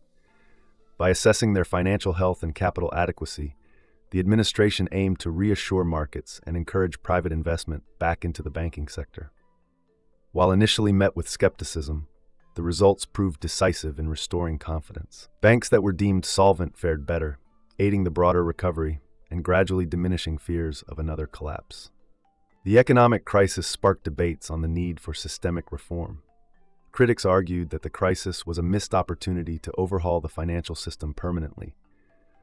While the Obama administration focused on immediate stabilization through the Recovery Act and TARP, the question of longer-term reforms loomed. Issues such as income inequality and financial regulation were highlighted. However, the pressure to avoid a depression and restore economic growth constrained the scope of changes. These debates continued to influence policy discussions long after the immediate crisis abated. President Obama's nightly routine of reading constituent letters offered him a deeply personal connection with the American public. This practice provided unvarnished feedback and humanized policy impacts. Responses to these letters were not just political gestures, but reflected the administration's commitment to maintaining trust with its citizens. These interactions reinforced the moral responsibility inherent in public service, influencing decisions that balanced pragmatic solutions with the desire to address broader social needs, underscoring the administration's underlying ethos. Leadership during chaotic economic times requires difficult decisions and clear communication. Obama's administration focused on a balanced approach, enacting policies like the Recovery Act to inject stimulus into the economy. Navigating partisan politics and public expectations demanded transparency and a focus on long-term sustainability. The crisis tested the administration's ability to maintain cohesion, drive consensus, and chart a path forward amidst diverse challenges. It highlighted the complexities of governance, where swift action must be tempered with strategic foresight and empathy. Throughout the crisis, the Obama administration faced immense pressure from both the public and political counterparts. Skepticism towards financial bailouts and questions regarding the ethical implications of using taxpayer money pushed the administration to justify its strategies. While striving to maintain political support, the administration had to continuously reassure a wary public. Balancing anger toward Wall Street with the need for economic stability was a tightrope act, as public sentiment significantly influenced policy directions and became a barometer for governmental success. Looking back, the chapter on the financial crisis is a reflection on choices between bold reform and necessary stability. While some believe more radical changes were needed, the administration focused on tactical measures that offered immediate relief and recovery. The period is remembered for its intense challenges, but also for the resilience shown in pulling the economy back from the brink. These events invite an ongoing dialogue about the roles of government, reform, and leadership in shaping a fairer, more just national landscape. Before the inauguration, preparations included learning to deliver a proper salute, highlighting the importance of military customs and traditions. A top campaign aide, Dennis McDonough, emphasized this detail, illustrating the symbolic importance placed on rituals. The process involved guidance from military veterans, scrutinizing presidential salutes that missed the mark before achieving satisfaction. This insistence was not merely about protocol, it embodied broader responsibilities the incoming president would face. This story underscores the weight of symbolism and readiness, foreshadowing the more comprehensive task of leading national security with precision and respect for tradition. For any president, the central responsibility lies in ensuring the safety of American citizens. This duty overrides partisan agendas, whether educational reforms or economic plans. Defining threats is critical, from potential nuclear conflicts and terrorism to issues like climate change and pandemics. Historical fears, from great power conflicts to terrorist threats, shape past American defense policies. The narrative transitions to shared global values, reflecting on America as a symbol of freedom and strength worldwide. Collectively, these reflections present national security as an ever-present task that demands vigilance, with consequences stretching beyond domestic borders. Growing up, the author experienced dual perceptions of America, as a beacon of hope and freedom, and as an occasional oppressor due to past actions. These stories, from observing international admiration to confronting darker moments in history, shape the understanding of global perceptions and responsibilities. Such perspectives influenced personal approaches to foreign policy, striking a balance between exerting soft power and tackling threats. This dual vision became defining, contributing to both support and opposition, impacting decisions on international relations and American influence globally. This section explores the complexity of maintaining a national image consistent with ideals. The author's national security team reflects diverse ideologies and backgrounds, united in promoting American leadership globally. Divisions existed between using force and diplomacy, evident in internal debates over policy directions. Generational differences among team members helped refine strategies, balancing historical perspectives with innovative approaches to long-standing conflicts. This interplay allowed the administration to address strategic challenges by considering alternative options and forward-thinking solutions. Through this dynamic, national security policy continuously evolved, adapting to rapid global changes while navigating the intricacies of international cooperation, revealing how leadership comprised a blend of continuity and adaptability. Each day began with the President's Daily Brief, PDB, providing an intimate look into worldwide security concerns. This document detailed threats ranging from terrorist activities to geopolitical tensions, serving as a comprehensive overview of America's defense posture. Morning discussions expanded on crucial events, led by experienced military officers offering insights into both immediate and future risks. The briefings highlighted the continuous balancing act of maintaining security while advancing diplomatic goals. This daily routine exemplified the intense demands placed on presidential leadership, constantly reevaluating global perspectives to craft responses fitting an evolving international landscape. The administration inherited complex military engagements in Iraq and Afghanistan, each requiring tailored strategies. While a timeline for withdrawing from Iraq existed through the Status of Forces Agreement, Afghanistan demanded deeper evaluation. The goal was bipartisan: secure the region and prevent further instability. Engaging debates pondered troop deployment and strategic realignment, acknowledging the distinction between necessity and prolonged involvement. These discussions culminated in strategies balancing military strength with political transparency and regional compatibility, aiming to lay groundwork for sustainable peace and security in volatile regions.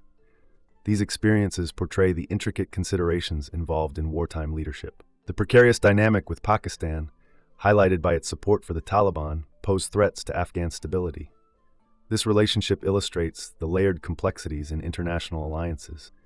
Aid balance between military engagement and diplomatic collaboration remains crucial, impacting not only bilateral ties, but regional peace. Strategies were formulated to address these challenges comprehensively, acknowledging historical influences and ramifications of prolonged involvement. Through candid reflections, this chapter emphasizes the balancing act of promoting U.S. interests abroad while fostering meaningful partnerships, revealing the nuanced diplomacy inherent in navigating global alliances and displaying both potential and pitfalls of foreign policy. Presidential visits to military hospitals highlighted the personal impact of military decisions. Meeting service members offered a human perspective often unseen in strategic discussions, revealing the painful, life-altering realities of war injuries. These interactions underscored the personal responsibility borne by leadership and illuminated the ethical considerations accompanying military engagements. Such visits provided clarity on war costs, emphasizing the importance of thoughtful decision-making. While touching on the somber realities of sacrifice, this section revisits historical reflections on leadership during conflict, reminding readers that real lives and families are at stake, shifting abstract policy debates into poignant, human narrative. Navigating international diplomacy amid economic challenges underscored the significance of collaborative efforts at global summits like the G20. The agenda focused on addressing the financial crisis, facilitating coordinated responses to prevent future economic downturns. Discussions with world leaders reflected on America's leading role in global recovery, working toward mutual goals through consensus building and international cooperation. The summit's outcomes hinged on intricate negotiations, emphasizing the interplay between national interests and collective aims. This international context illustrates the significance of diplomacy in fostering resilience and stability, showcasing the nuanced relationship between domestic priorities and international commitments. By 2009, America faced skepticism over its global leadership due to prior military and economic missteps. The global financial crisis became a catalyst for reevaluating international trust, focusing on sustainability and equitable development. This chapter reflects the evolving narrative of America's role, acknowledging its pivotal contributions while highlighting failures that led to disillusionment. Leadership required restoring faith in American ideals, balancing power with diplomacy, and advancing constructive global engagement. Through these insights, the story transcends specific policies, offering a broader perspective on leadership challenges in an interconnected world, insisting that true leadership involves navigating past failures toward future harmony. International summits are grand spectacles where world leaders gather to discuss vital global issues.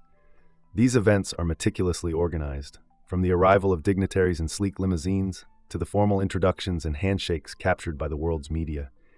Each leader is seated at an expansive conference table, equipped with nameplates, national flags, and translation headsets. Despite the formality, summits serve as opportunities for leaders to connect, foster relationships, and engage in strategic discussions. Behind these ceremonial interactions lie significant diplomatic efforts aimed at addressing pressing challenges that impact nations worldwide. Summits bring together influential leaders like the UK's Gordon Brown, Germany's Angela Merkel, and France's Nicolas Sarkozy, each with their unique styles and national concerns. Merkel's pragmatism often contrasts with Sarkozy's emotional rhetoric, yet their collaboration underscores the importance of unity within the European Union. These interactions illustrate the delicate balance leaders must strike between advancing their nation's priorities and achieving consensus on complex issues. Through a blend of strategic partnerships and personal rapport, leaders navigate geopolitical dynamics to drive cooperative efforts that benefit the global stage. The inclusion of BRICS countries, Brazil, Russia, India, China, and South Africa, at summits reflects a shift in the global power landscape. Representing a substantial portion of the world's population, these nations seek to assert their influence and reshape international economic policies. Their distinct economic models and national interests pose challenges in negotiating unified stances on global issues. This emergent group's negotiations highlight the evolving dynamics of global governance, where emerging powers advocate for increased representation and equitable responsibility within established international systems. Addressing the global financial crisis requires concerted efforts from both well-established economies and emerging nations. The summit emphasizes fiscal policies promoting economic stabilization and growth while navigating divergent views on regulation and protectionism.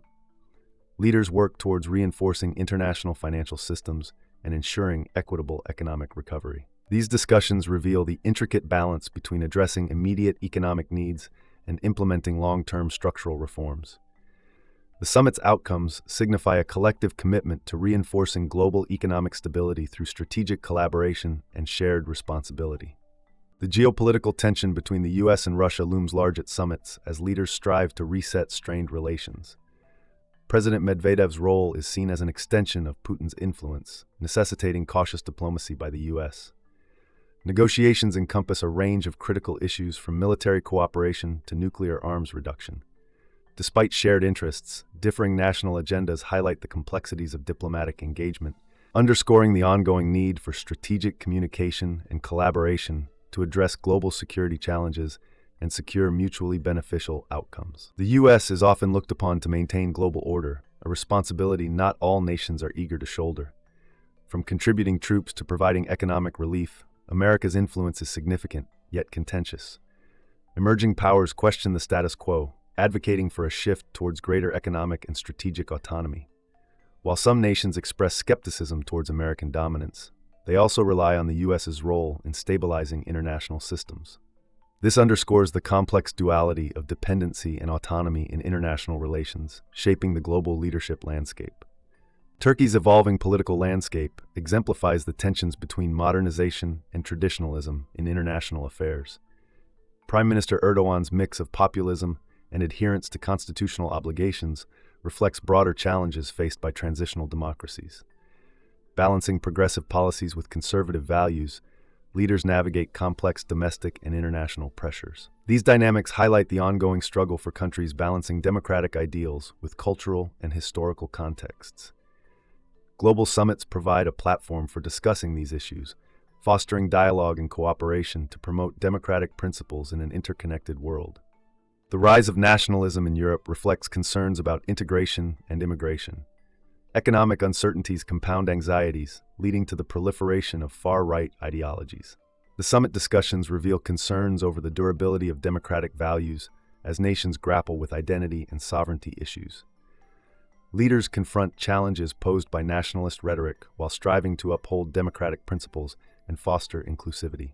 This dialogue underscores the importance of addressing socio-political tensions through cohesive policies that bridge divides and reinforce democratic stability across diverse societies. Efforts to mitigate nuclear threats form a central focus at summits, entwining aspirations of disarmament with geopolitical realities. The United States' commitment to reducing its nuclear arsenal aims to set an example for others, prompting dialogue on non-proliferation and disarmament. These discussions are crucial in addressing the formidable challenges posed by nations like Iran and North Korea. The summit underscores the complexity of navigating nuclear diplomacy, balancing promises with pragmatic measures to ensure global security. Building consensus remains challenging, yet essential to preventing nuclear proliferation and securing a safer world. Michelle Obama's presence at global forums adds a dynamic element to U.S. diplomacy. Her engagement with communities, particularly students, fosters a message of empowerment and education. Michelle's influence extends beyond traditional diplomatic roles, highlighting the impact of personal narratives in international engagement. Her connection with diverse audiences emphasizes the importance of cultural exchange in bridging gaps and promoting a sense of global community. The Michelle Effect demonstrates the power of personal stories and connections in inspiring change and nurturing a new generation of leaders around the world. The dramatic rescue of Captain Richard Phillips unfolded over tense days off the coast of Somalia. After Somali pirates hijacked the Maersk Alabama, brave actions by the crew and calculated negotiations defined the crisis. As the American captain was taken hostage, President Obama issued orders to ensure his safety, culminating in a decisive Navy SEAL operation that rescued him and eliminated the pirate threat. This episode underscored the razor-thin line between triumph and catastrophe, where split-second decisions and precision determined lives and reputations. It also exemplified the high-pressure world of national security, where every action resonates globally and impacts diplomatic relations.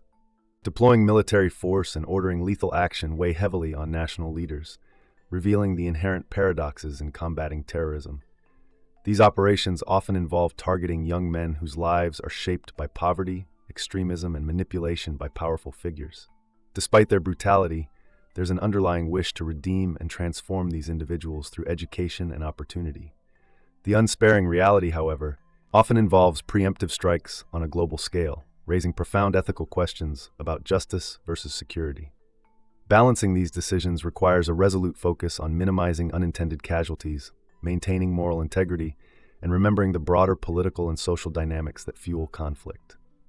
The evolution of terrorism necessitated new strategies, demanding intelligence innovations and specialized military tactics. The NSA's advanced technologies comb cyberspace for threats, while drone warfare and special operations target specific terrorist sections. Coherence among intelligence agencies became essential, leading to systematic monthly reviews monitored by the White House. Efforts to refine and deploy these tools within legal, ethical frameworks ensured a dynamic, adaptable response to an ever-present danger. Despite the significant moral burden, these advancements demonstrated the dedication to safeguarding citizens without compromising democratic values or resorting to indiscriminate force. President Obama's approach to counterterrorism involved maintaining, yet refining, inherited strategies to fit principles of transparency and accountability. He prioritized closing Guantanamo Bay and ending torture, seeking to align national security practices with ethical standards and American values. Despite political challenges, the administration focused on creating robust legal frameworks encompassing Congress and judiciary oversight, demanding rigorous, credible justifications for each action. Obama's perspective highlighted a pragmatic dedication to fortifying security while upholding human rights, striking a balance between established counterterrorism measures and necessary reforms to prevent future abuses. This measured approach faced skepticism, but underscored a commitment to ethicality. In building a capable team, Obama tapped into the expertise of key figures like John Brennan, who brought extensive experience and invaluable insights into the complex world of counterterrorism. Brennan's nuanced understanding and commitment to humane governance were crucial in advancing CT efforts. Although controversial ties hindered his appointment as CIA director, his role as Deputy National Security Advisor solidified a trusted partnership aimed at challenging inherited practices within intelligence communities. Together, they sought reforms that responsibly addressed threats while respecting civil liberties, emphasizing strategic depth and reform-minded leadership to navigate the murky waters of international security. Closing Guantanamo Bay presented significant legal and logistical challenges, highlighting the complexities of handling detained terror suspects. The Obama administration had to devise alternative detention solutions and legal frameworks to process future detainees, navigating the intricacies of oversight and transparency without compromising security. Issues surrounding declassification of sensitive documents further complicated decisions, balancing public accountability against potential risks to troops and diplomats. Implementing these rigorous procedures was critical in reaffirming America's commitment to human rights and rule of law, essential elements in counterterrorism strategies that respected individual rights and aimed to prevent future radicalization through unjust practices. Obama's pivotal Cairo speech aimed to bridge the divide between the West and the Muslim world, striving for mutual understanding and peaceful coexistence. By acknowledging historical grievances and emphasizing Islam's contributions to global civilization, Obama sought to reset relations and address negative perceptions head-on. He urged both sides to acknowledge uncomfortable truths, like the need for reform within the Muslim world and the pursuit of Palestinian statehood through nonviolence. This initiative was an ambitious diplomatic effort to inspire hope and lay the groundwork for reducing tensions, fostering dialogues based on respect, inclusion, and shared aspirations toward harmony and progress. Engagements with Saudi Arabia revealed the kingdom's delicate balance between preserving traditions and adapting to modern demands. Conversations with King Abdullah underscored the complexities of navigating alliances and reforms as Saudi Arabia grappled with internal and regional expectations. While the monarch expressed commitments to interfaith dialogue and economic stability, deeper policy changes, particularly concerning Israel and terrorism, were met with hesitance. This intricate relationship highlighted the enduring power dynamics and socio-political negotiations shaping Middle Eastern geopolitics. exposing tensions between maintaining historical religious alliances and addressing the pressures from a rapidly changing global landscape, reflective of broader challenges in Arab governance. Visiting symbolic locations like Dresden and Buchenwald added layers to diplomatic ties and personal reflections for Obama. Acknowledging wartime destruction and reconciliation enriched engagements with allies, fostering renewed commitments to mutual respect and collaboration. The meaningful remembrance of Holocaust horrors urged collective vigilance against intolerance, emphasizing the universal lessons drawn from such tragedies. This connection of past atrocities with contemporary international relations underscored the enduring influence of history on shaping foreign policies and leaders' responsibilities. These visits cultivated deeper international bonds and highlighted the imperative to build an inclusive, peaceful future informed by historical awareness and moral lessons. Obama's reflections on his tenure raised critical questions about the balance between ideals and the harsh realities of political outcomes. Recognizing the lofty aspirations expressed in Cairo against inevitable geopolitical challenges prompted introspection into the value of visionary leadership. Acknowledging criticisms of naivety and inactivity, Obama pondered the role of principled rhetoric in effecting tangible change. While significant progress seemed elusive amidst a region's entrenched complexities, he found solace in incremental advances made possible by brave individuals and enduring ties. His presidency embodied the struggle between ambitious international vision and the pragmatic constraints, continually advocating hope and resilience. The first spring in the White House brought with it a sense of renewal. The South Lawn turned into a private oasis for the presidential family, who enjoyed their interactions with the natural surroundings. The introduction of Sasha and Malia's swing set near the Oval Office added a playful charm, symbolizing a bridge between presidential duties and family life. Their laughter during games filled the air, providing a comforting reminder of normalcy amidst the pressure of leadership. Family moments, often simple, emerged as a profound source of balance and joy, setting the stage for the season ahead. What began as a modest initiative to promote healthy eating rapidly blossomed into a national phenomenon. Michelle Obama's garden, planted with help from local fifth graders, became a beacon for community and school gardens nationwide. By summer's end, it yielded a bounty that fed both the White House and local food banks. An unexpected outcome was a flourishing beehive managed by a groundskeeper whose honey production led to the unique venture of home brewing, a whimsical nod to presidential history. This project was more than horticulture. It was a demonstration of community engagement and healthy habits. The arrival of Bo, a Portuguese water dog, marked a delightful addition to the first family. His presence not only brought joy to Malia and Sasha, but also became a cherished part of daily life for all. The pet was a thoughtful gift from the Kennedys, chosen for its hypoallergenic qualities, crucial for Malia's health needs. Bo's lively spirit offered the president an excuse to partake in leisurely evening walks, moments that grounded him amidst responsibilities. Tails wagging, Bo heralded a new chapter for the family, symbolizing unconditional friendship and normalcy within an extraordinary setting. Ted Kennedy's influence lingered profoundly within the presidential agenda, exemplified by his enduring commitment to healthcare reform. Despite battling a malignant brain tumor, Kennedy made surprise appearances, advocating tirelessly for universal healthcare, a cause rooted deeply in personal family experiences. Through decades and across administrations, Kennedy remained a steadfast champion for equitable healthcare access. His final acts, marked by powerful though brief appearances, epitomized dedication. His presence imbued the healthcare discussions with urgency, his parting words to the president urging action, underscoring the enduring promise of accessible medical care for all Americans, regardless of economic standing. Healthcare reform emerged as a paramount challenge, largely due to systemic intricacies. Originating long before the presidency, the quest for universal healthcare reflected America's complex relationship with health coverage. From initial opposing views labeling it as socialism to escalated costs outpacing inflation, reform was costly yet essential. The employer-based insurance model left many vulnerable to financial ruin, despite generous benefits for some. Intricately linked to rising premiums and the uninsured crisis, reforms needed to encompass inclusivity. Balancing interests required disciplined coordination, transparency, and steadfast negotiation, paving a path toward equitable healthcare access amidst political and economic hurdles. Embarking on healthcare reform demanded navigating intricate politics. With Democrats holding majorities yet tentative allied support, advancing reform needed careful orchestration.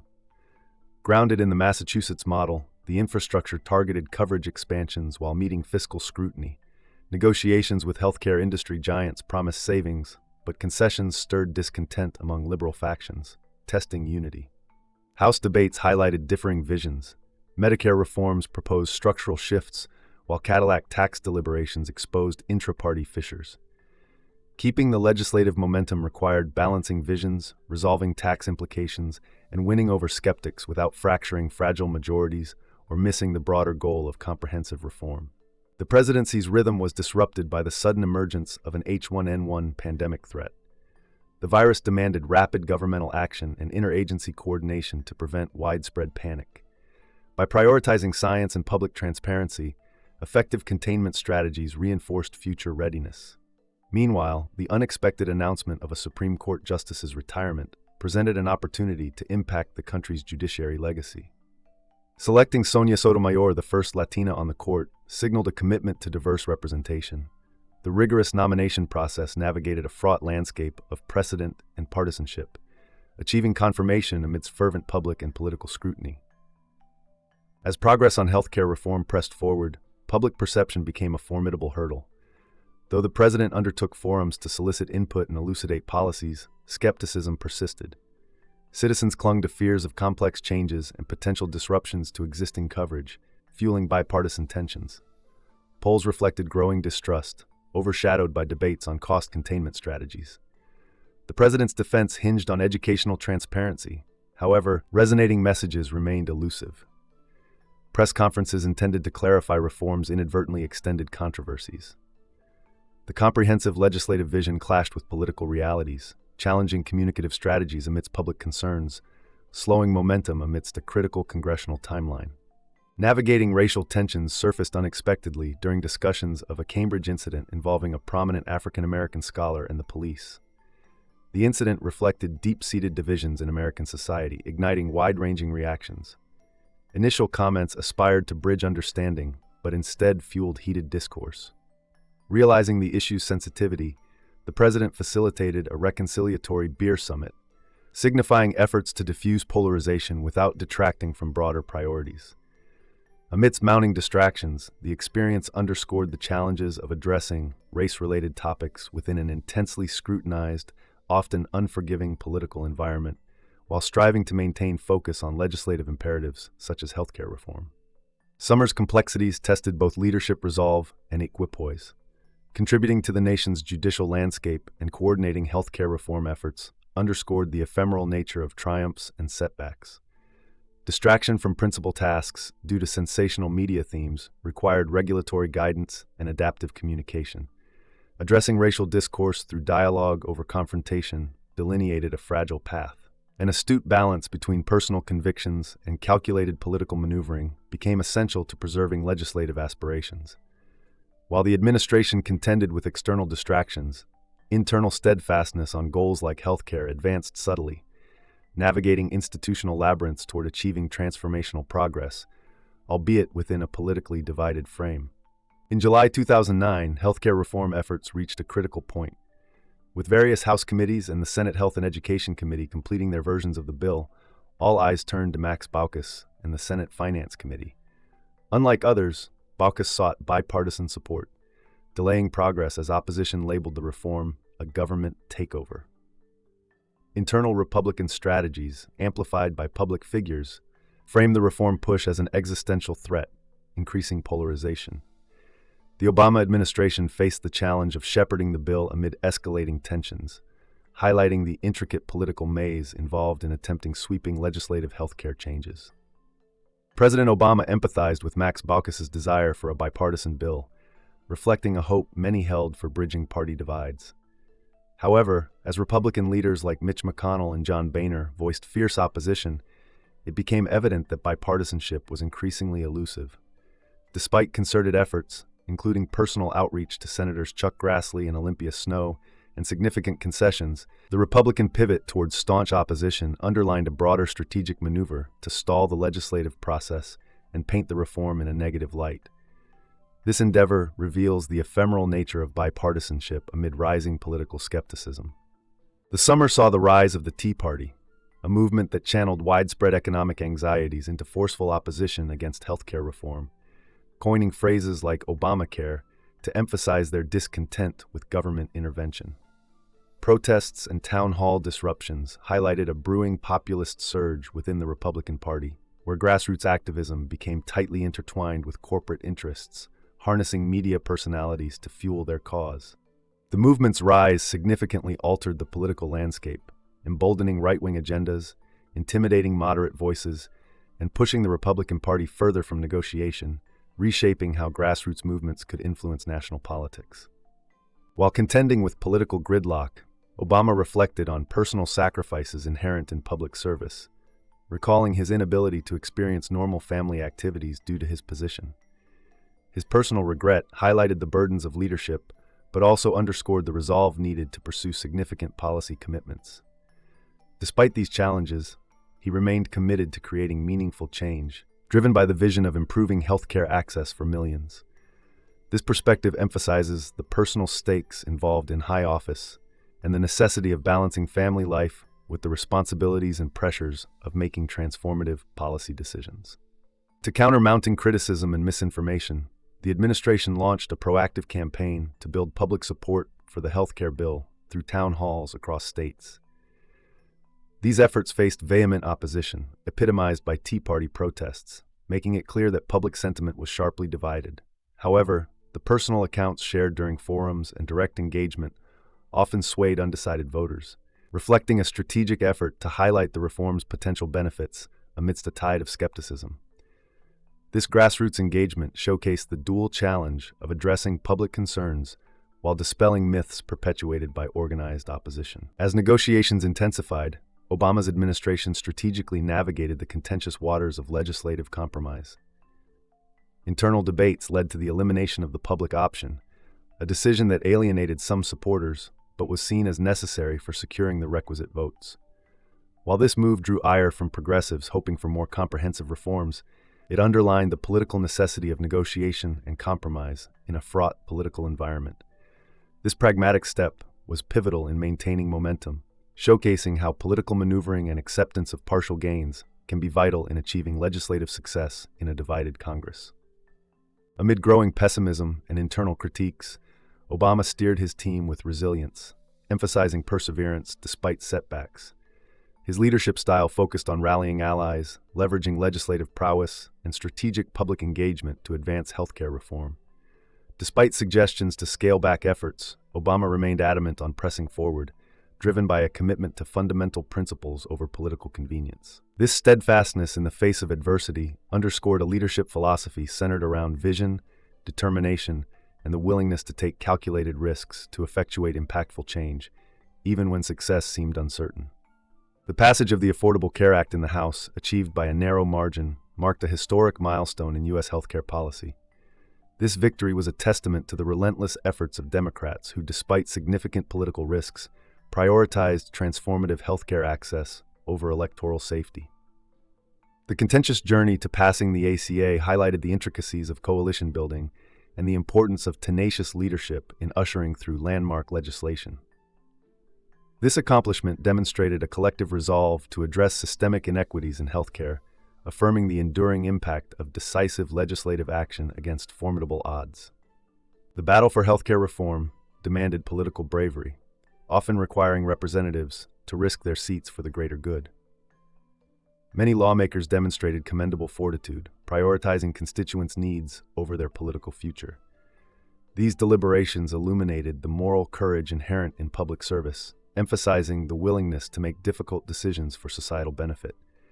As Obama communicated with representatives, he underscored the historical significance of their votes, framing the reform as part of a broader endeavor to advance social justice.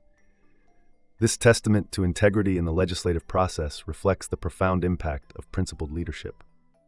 Following the ACA's passage, the administration faced the daunting task of implementation, aware that the real test lay in the law's execution.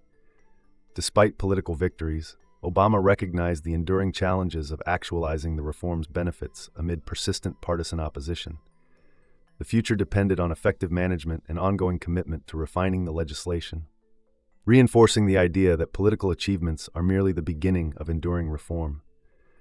This foresight into the complexities of governance emphasized the dynamic nature of policymaking and the continuous effort required to ensure governmental initiatives achieve their intended social objectives. Initially, the role of commander-in-chief posed numerous challenges. Over time, repeated exposure to complex foreign policy scenarios allowed a deep familiarity with global political dynamics. The ability to swiftly identify which allies were reliable or which foreign ministers were influenced by external powers became second nature. Despite this growing comfort, the gravity of strategic military decisions always carried an edge akin to defusing a bomb, requiring high focus and precision. The struggle was to maintain necessary fear without letting routine breed complacency. This evolving skill was crucial to managing the myriad threats and responsibilities faced daily. One task that never allowed for comfort was signing condolence letters for fallen service members. Each letter was approached with solemn ritual, invoking the serviceman's life story in an effort to bring personal reflection into formal duty. This intimate process underscored the constant reminder of the human cost of command decisions. While another key figure, Bob Gates, also wrote to families, it was rarely discussed, emphasizing the silent acknowledgement and shared burden within leadership. The solemnity and care taken in this quiet duty reflected a profound respect for those who sacrificed most, grounding the larger roles of governance in personal human impact. Despite differing backgrounds and occasional friction, a strong working relationship was forged with Bob Gates, the Defense Secretary. His practical, straightforward approach and readiness to challenge defense norms were complemented by a mutual sense of duty towards national security. The partnership hinged on a shared commitment to the troops and their families. In strategic matters, such as decisions surrounding Iraq, there was a collective guarded optimism about the progress and the necessary continued involvement of the U.S. While not exactly friends, there was a professional camaraderie built on a common work ethic and respect for each other's dedication. Entering 2009, there was cautious optimism concerning Iraq's situation. The internal politics were fraught with parliamentary gridlocks and economic struggles. The notion that merely conducting elections could stabilize democracy was already proving unreliable. However, the shift from armed conflict to political discourse marked a significant step forward. Despite terrorist threats waning, the continued challenges emphasized the importance of U.S. involvement in advising, training, and mediating within Iraq. This stance suggested a strategic yet hopeful view that a stable future for Iraq was conceivable, provided that critical support and diplomacy were consistently applied to foster interfaction collaboration and civic infrastructure. Afghanistan presented a markedly different scenario with escalating violence and instability. Increased U.S. military presence curbed some Taliban gains but failed to counteract growing unrest, leading to higher casualties. Afghan civilians often bore the brunt of the conflict, straining local goodwill. Politically, Hamid Karzai's leadership style was perceived as strategically manipulative, complicating nation-building efforts. Diplomatic efforts with Pakistan seemed to falter, and al-Qaeda's resurgent threat further pressured military strategy revisions. General McChrystal's proposed counterinsurgency strategy called for significant troop increases, sparking intense debate about the future U.S. role. These complex dynamics mirrored an unfolding war entanglement with no easy resolutions. General McChrystal's evaluation emphasized Afghanistan's dire state, proposing a comprehensive counterinsurgency plan. This strategy included not only combat, but also efforts to stabilize the region, aiming to reduce local support for insurgency. The recommendation to increase troops starkly contrasted with initial modest increases, sparking discussions on strategy scope. Despite internal disagreements, military leaders argued additional forces were essential to demonstrate U.S. resolve globally. Yet questions arose about exit strategies and the realism of achieving long-term stability. The assessment compelled a reevaluation of military commitments, highlighting tensions between expansive military goals and the harsh realities of prolonged involvement in Afghanistan. The proposal for troop increases sparked significant internal debates. Some saw it as a necessary strategy to prevent Taliban dominance and secure U.S. interests, while others argued for a more focused counterterrorism approach. Discord between civilian leaders and military commanders was evident, reflecting broader challenges in balancing military ambitions with political and economic constraints. The need for an achievable plan that avoided the pitfalls of drawn-out occupation was paramount. At the heart of this discourse was a tension between military strategy and broader national obligations, necessitating careful deliberation to ensure actions aligned with both security needs and democratic principles. Faced with a media-driven narrative of indecision, the gulf between military expectations and presidential authority became stark. Public statements and media leaks from military leaders added pressure, highlighting a struggle over decision-making powers. This period emphasized the need to reassert civilian control, ensuring that military advice complemented rather than overshadowed comprehensive policy judgments. The examination of different strategies became essential in determining sustainable outcomes. Ultimately, reaffirming the president's role in guiding national security policy was crucial, emphasizing informed, measured responses over hastily adopted military maxims. This phase underscored the nuanced challenges of leadership in times of complex warfare. News of receiving the Nobel Peace Prize juxtaposed sharply with ongoing military strategies. Intended as a call to action rather than accolade, it highlighted global expectations against domestic political and military challenges. A reminder of the ongoing human cost in Afghanistan followed shortly after, illustrating the complexity of maintaining peace while engaging in conflict.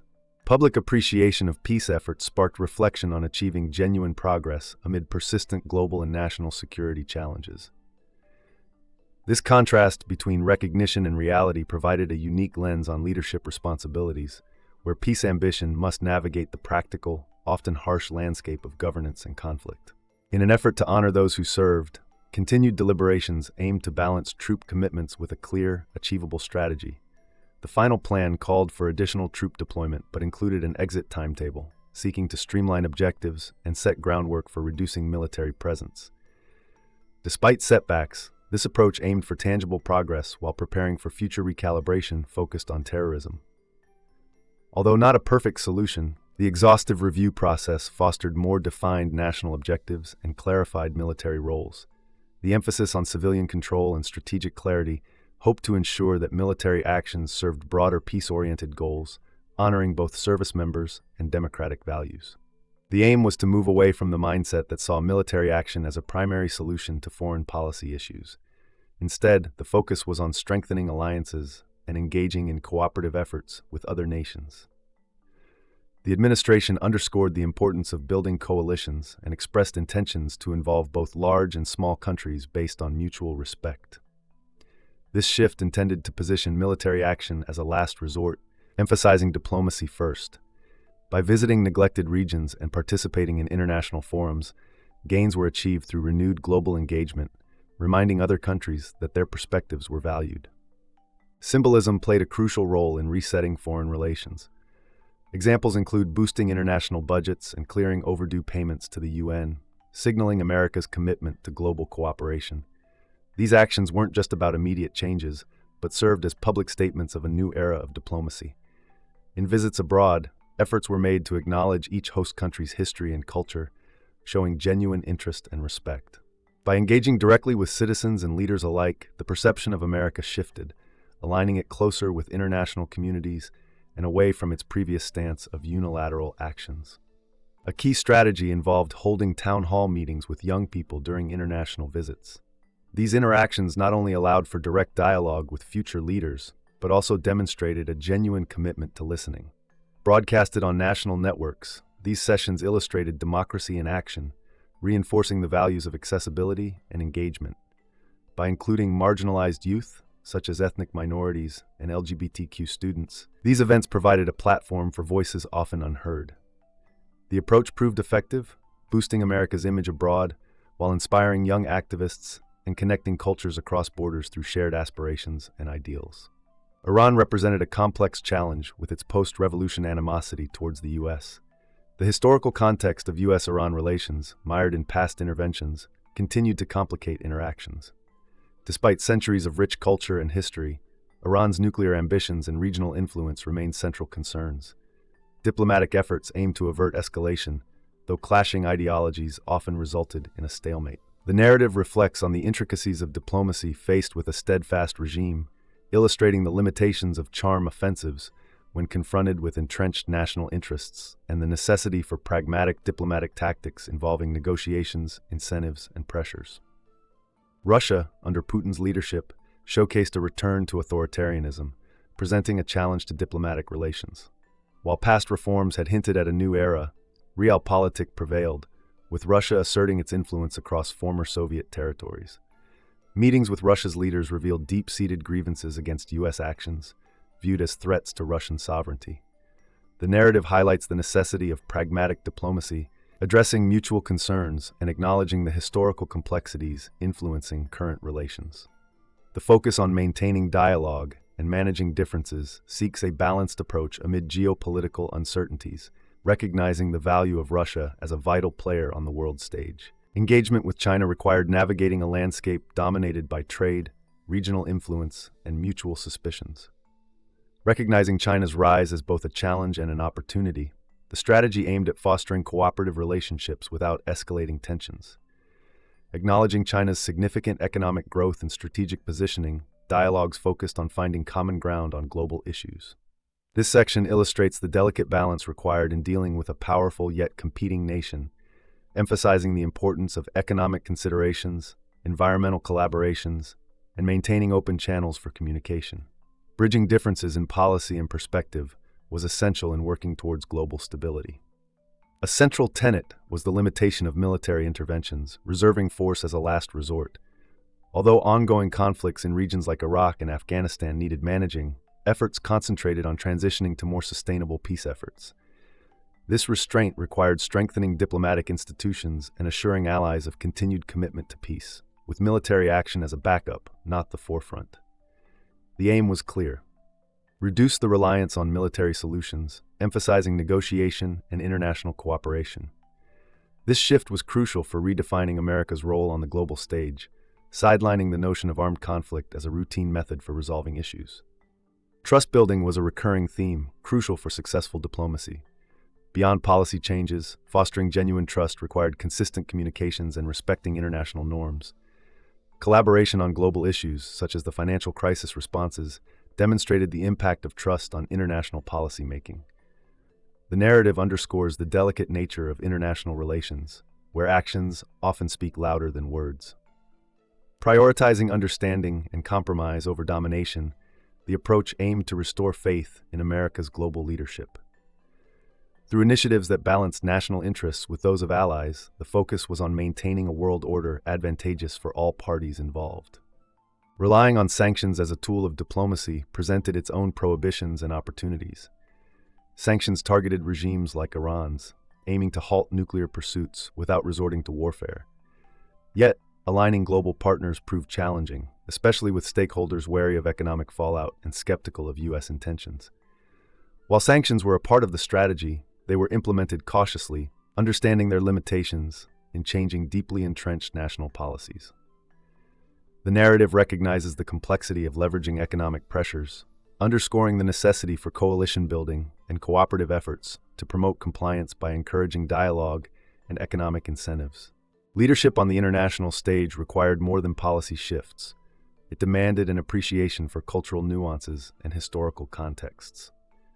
Emphasizing the importance of listening and learning, the narrative underlines how personal experiences, such as a multicultural background, provide unique insights into global affairs. Understanding leadership through the lens of shared human experiences, the approach sought to transcend traditional power dynamics by connecting with people at the grassroots level. Here, the blend of personal diplomacy and policy illustrates a comprehensive vision for global engagement, advocating respect and collaboration in addressing the shared challenges of a diverse world. The United Nations stands as a symbol of collective global aspirations despite its imperfections. Conceived post-World War II to prevent conflicts and promote peace, the UN often struggles with consensus among key powers. Yet, its influence in brokering ceasefires, aiding nation-building, and advancing humanitarian causes is indispensable. The Security Council, with its powerful permanent members, reflects global power dynamics, often impeding decisive action. Despite internal and external criticisms, the UN represents the enduring hope for peaceful international cooperation, a vision shared by many, including past generations yearning for a harmonious global community. Navigating diplomatic relations with Russia reveals the complexities of international negotiations. Careful interactions aim to address contentious issues like nuclear proliferation. The strategy involves building rapport and leveraging mutual interests to gain Russian cooperation on crucial security matters. This intricate dance of diplomacy requires balancing firmness with respect, demonstrating how global strategic priorities influence bilateral engagements. The engagement with Russia underscores the importance of strategic communication and shared interests, particularly where global security is concerned. Through adept negotiation, even seemingly entrenched positions can be shifted in favor of broader international stability. Iran's nuclear program poses a significant challenge in global politics, demanding astute diplomacy to prevent escalation. Efforts to curb Iran's nuclear capabilities involve intricate negotiations, engaging key international players like Russia and China. Proposals and sanctions are meticulously crafted to balance pressure with diplomatic incentives, seeking to delay Iran's nuclear progress and buy time for further talks. The complex interplay of interests highlights the delicate art of diplomacy, where strategic alliances and intelligence revelations play pivotal roles in steering potentially volatile situations toward peaceful resolutions amidst varied geopolitical interests. China's meteoric rise as a global economic powerhouse brings both opportunities and challenges. Economic engagements with China require a nuanced approach, balancing the benefits of trade with the imperative of addressing unfair practices like currency manipulation and intellectual property theft. Diplomacy seeks to engage China constructively, fostering a balanced trade environment while accounting for geopolitical tensions. This involves strategic partnerships and pressure to create a level playing field, reflecting the evolving global economic landscape. Navigating this intricate relationship is key to sustaining global economic stability and growth. Asia's growing prominence is reshaping global dynamics, with countries like Japan, South Korea, and ASEAN members seeking a more equitable role in international affairs. Engagement with these nations emphasizes mutually beneficial trade agreements, reinforcing alliances amidst changing power balances. This shift reflects Asia's growing economic and political clout, challenging traditional Western-centric perspectives. The strategy involves embracing Asia's progress, advocating for fair trade, and reaffirming commitment to international law. As Asia rises, fostering cooperative relationships becomes vital to navigating the complexities of 21st century geopolitics. The intricate trade relationship between the U.S. and China highlights the challenges of balancing competition with collaboration. While economic interdependence necessitates cooperative frameworks, contentious issues like tariffs and trade imbalances often shift the interactions toward conflict. The diplomatic approach involves seeking structural solutions rather than temporary fixes, pushing for fair trade practices while acknowledging China's developmental context. By leveraging alliances in Asia, the U.S. aims to establish equitable economic relationships. This exemplifies the delicate balancing act required to manage major bilateral trade relations in a complex global economy. Cultural understanding plays a vital role in diplomacy, as illustrated by engagements in Asia with long-standing traditions and contemporary dynamics. Interactions with cultural leaders from Japan's imperial family to China's youth emphasize the importance of respect and awareness in building international relations. These exchanges provide insights into the societal shifts and historical contexts shaping each nation's global outlook. Diplomacy benefits from this nuanced understanding, facilitating more effective communication and cooperation.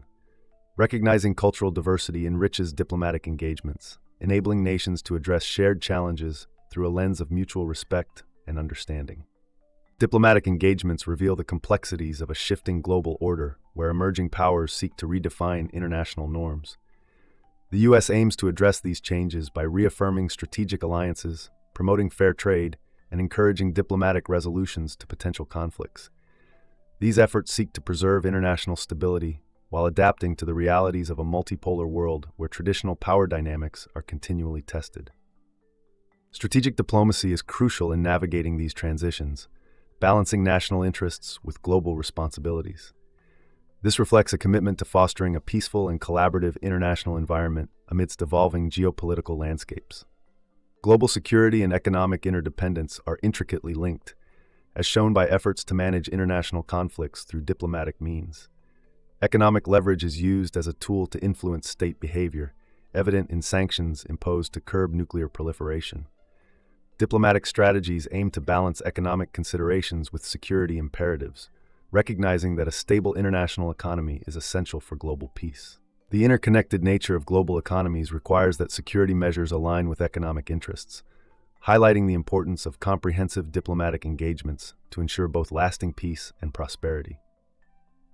In the realm of geopolitics, personal experiences and reflections shape diplomatic strategies and interactions. The human element is ever present, influencing decisions and approaches to international issues.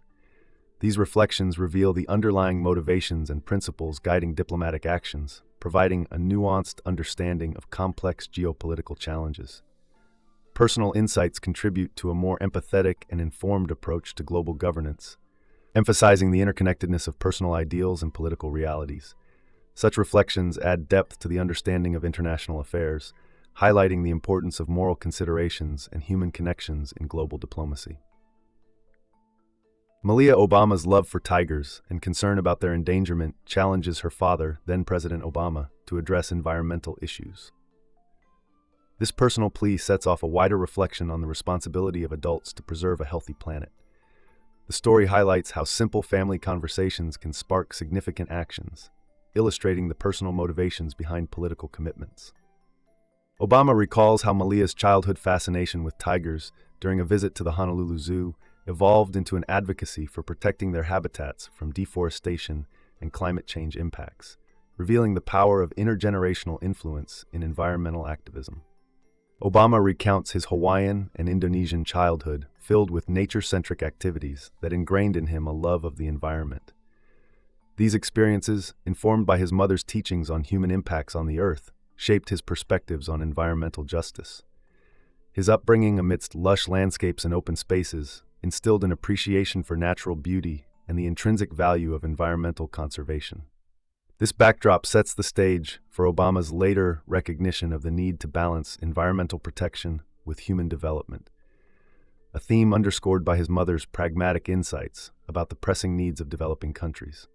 Despite his environmental convictions, Obama acknowledges the political complexities of advocating for climate change policies. Balancing the needs of working-class constituents with environmental goals often sidelined ecological issues in favor of economic growth, jobs, and infrastructure. Climate change is particularly challenging for governments to tackle, requiring immediate sacrifices for future benefits. The narrative explores the reluctance of both Democratic and Republican voters to prioritize climate change, pointing to the divisiveness of environmental issues. It highlights how Obama navigated these political hurdles, aiming for a pragmatic approach that emphasized both climate action and economic stability. Upon entering office, Obama determinedly placed climate change on equal footing with other major initiatives like healthcare reform. He recruited a team of environmental experts to craft a comprehensive policy agenda aimed at reducing U.S. greenhouse gas emissions by 80% by 2050.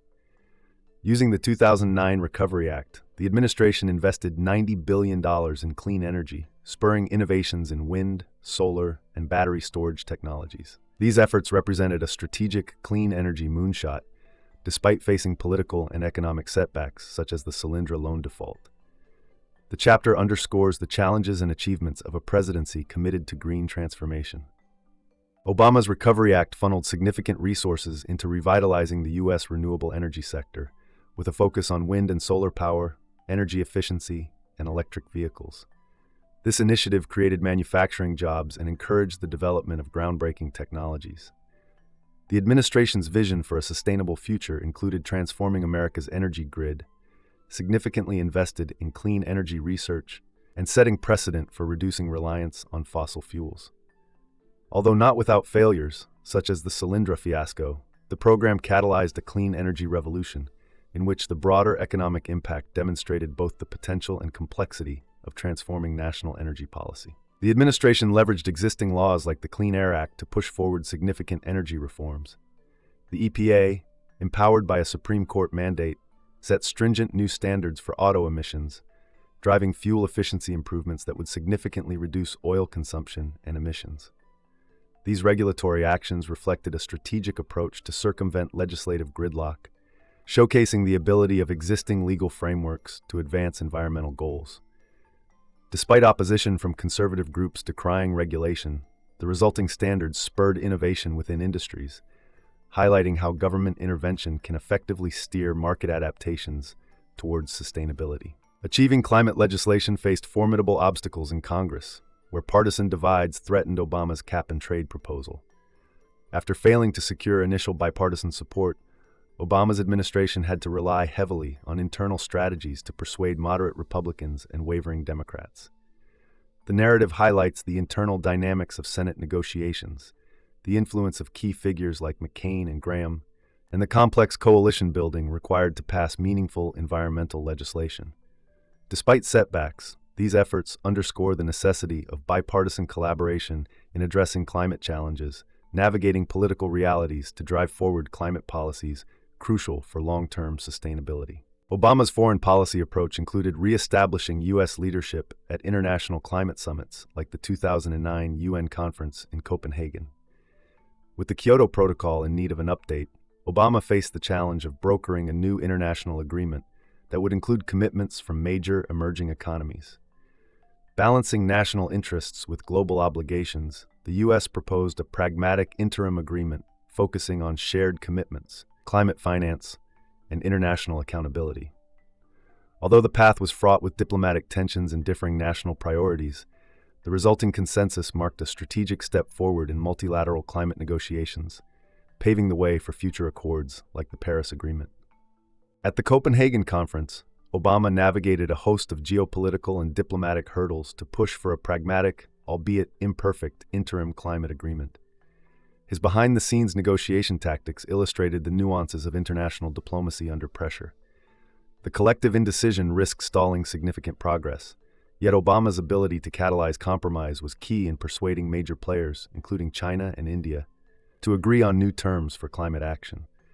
Despite facing criticism from environmentalists for not achieving a binding treaty, this diplomatic win established essential groundwork for global climate change policy, illustrating the art of leadership in complex global negotiations. Returning from Copenhagen, Obama contemplates the immense effort required to secure even modest climate commitments.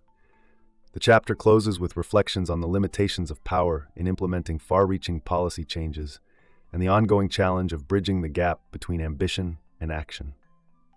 While proud of securing a provisional climate deal, Obama acknowledges the persistent need for bold and sustained efforts to combat climate change. This reflection serves as a reminder of the iterative process of crafting climate policy, where each step forward must be viewed as part of a larger, continuous struggle towards a sustainable future for future generations.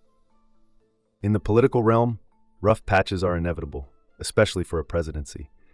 These challenging periods arise from unforeseen circumstances, unpopular decisions, or communication failures, leading to negative headlines and a dip in public favor. When these become a broader narrative, it can result in compounded problems, decreased popularity, and emboldened adversaries. Supporters may become hesitant, and the press digs deeper, furthering the impression of trouble. Navigating such turbulence requires strategic crisis management, effective communication, and sometimes sheer survival instinct. This cycle is a critical phase in any leadership role where perception and reality can dramatically shift political fortunes. The start of a presidency often garners steady approval, but public sentiment can quickly change due to controversial policies, such as the Affordable Care Act, which spurred the Tea Party's fierce opposition. Such political confrontations are not isolated events, but impact wider approval ratings and public perception. The pushback is further scaled by both significant policy choices and unexpected incidents, like security breaches during official events. These layered challenges require robust strategic thinking and communication acumen to navigate, as public controversies can easily magnify political vulnerabilities, pushing administrations into prolonged periods of political turbulence. An example of mishandling a crisis is the attempted terrorist attack on a U.S.-bound flight, where delayed public communication fueled perceptions of unpreparedness. Leadership isn't only about managing facts, but also about reassuring the public in times of fear. This situation highlights the critical role of timely and transparent communication in allaying public concern and maintaining confidence. Initial delays in addressing national security incidents can escalate into broader narratives of incompetence. Ultimately, effective crisis management not only quells immediate threats, but also reinforces leadership credibility in the eyes of the public. The financial crisis left deep scars, with slow economic recovery and soaring unemployment continuing to frustrate the public. Emergency measures seemed to stabilize sectors on paper, yet millions remained jobless and risked losing homes. Economic indicators began improving, but the political narrative remained dominated by the sluggish recovery pace. Widespread resentment over bank bailouts and perceived economic injustice exacerbated the situation. Addressing such profound economic disruptions requires acknowledgement of public discontent and the development of policies that not only stabilize financial metrics, but also visibly improve citizens' day-to-day lives. Public resentment over the TARP bank bailouts exemplified how complex financial policies can alienate citizens. Despite its success in stabilizing financial systems, the perception remained that it favored elites. The simultaneous backlash against the stimulus package highlighted public confusion and dissatisfaction with economic strategies. Discrepancies between perceived and actual policy outcomes underscore the importance of clear communication and tangible results. Legislative efforts must bridge the gap between expert planning and the lived realities of the public, as perceptions of institutional favor only heighten distrust and disapproval of government interventions. In response to the financial crisis, comprehensive reform was necessary to prevent future system-wide failures. Dodd-Frank emerged as a monumental legislative effort, focusing on increased capital requirements, systemic transparency, and improved oversight. However, aligning disparate regulatory frameworks and addressing political divides proved challenging. Moreover, the legislation had to balance robust reform with ensuring continued economic vitality. This reform sought not only to address existing vulnerabilities, but also to instill market stability and prevent excessive risk-taking moving forward. Despite its complexity, Dodd-Frank aimed to fireproof financial systems against future crises while safeguarding consumer interests. Addressing consumer abuse through the creation of the Consumer Financial Protection Bureau, CFPB, reflected a commitment to equitable financial practices. The Bureau aimed to protect citizens from predatory lending, providing a safety net akin to product safety commissions. Despite resistance from financial sectors, the CFPB emphasized transparent credit markets and fair practices, holding the financial industry accountable. This initiative recognized the critical role of consumer trust in economic stability and championed efforts to support individuals navigating complex financial landscapes, marking a tangible governmental effort to prioritize citizen welfare in financial dealings. Dodd-Frank highlighted the necessity of balancing rigorous regulation with economic growth, addressing fears of overreach while ensuring systemic safety. Key elements included requiring financial institutions to hold more capital and implementing transparent trading practices, focusing on staving off potential crises rather than unnecessary interference. The legislative process involved negotiating between political and economic aims, ensuring that new regulations didn't stifle innovation while protecting against unchecked risk. Finding this equilibrium remains central to sound economic policy, protecting public and market interests while enabling prosperity and innovation to flourish in a stable financial environment. Political leadership involves bridging divides, a challenge evident in negotiating financial reform amid partisan resistance. Crafting bipartisan support necessitated strategic concessions and a keen understanding of political currents, exemplifying the complexity of policymaking. Despite differing viewpoints, progress depended on navigating intra-party disagreements and industry pushbacks. This highlights the pivotal role of political acumen and collaboration in achieving substantial legislative outcomes. The journey of financial reform serves as a reminder of the intricacies of governance, where aligning diverse stakeholders under a unified vision is crucial for impactful and lasting policy advancements. Leadership during crises offers profound insights into resilience and adaptability. Effective governance extends beyond managing immediate challenges to crafting a narrative that reassures and unites. The presidency involves continuously balancing public expectations, strategic goals, and unforeseen events, illustrating the nuanced responsibilities of high office. Whether through navigating financial reforms or addressing public discontent, successful leadership requires clarity of purpose and the ability to inspire confidence. These core elements are central to both responding to present difficulties and laying the groundwork for future advancements, reflecting the enduring essence of political stewardship. Offshore oil drilling began as simple operations in the Gulf of Mexico in the late 1930s, but quickly transformed into an advanced industry with state-of-the-art technology. By 2010, thousands of rigs, including the impressive Deepwater Horizon, dotted the Gulf. These rigs symbolized economic strength and fueled regional economies. At its peak, the Deepwater Horizon was an engineering marvel, enabling oil companies to tap deep-sea resources previously unreachable. Yet this technological progress came with risks, and companies like BP, leasing the Deepwater Horizon, constantly faced challenges of operational safety. The ambition to access ultra-deep oil reserves led BP to drill in the Macondo field, notorious for its challenging conditions.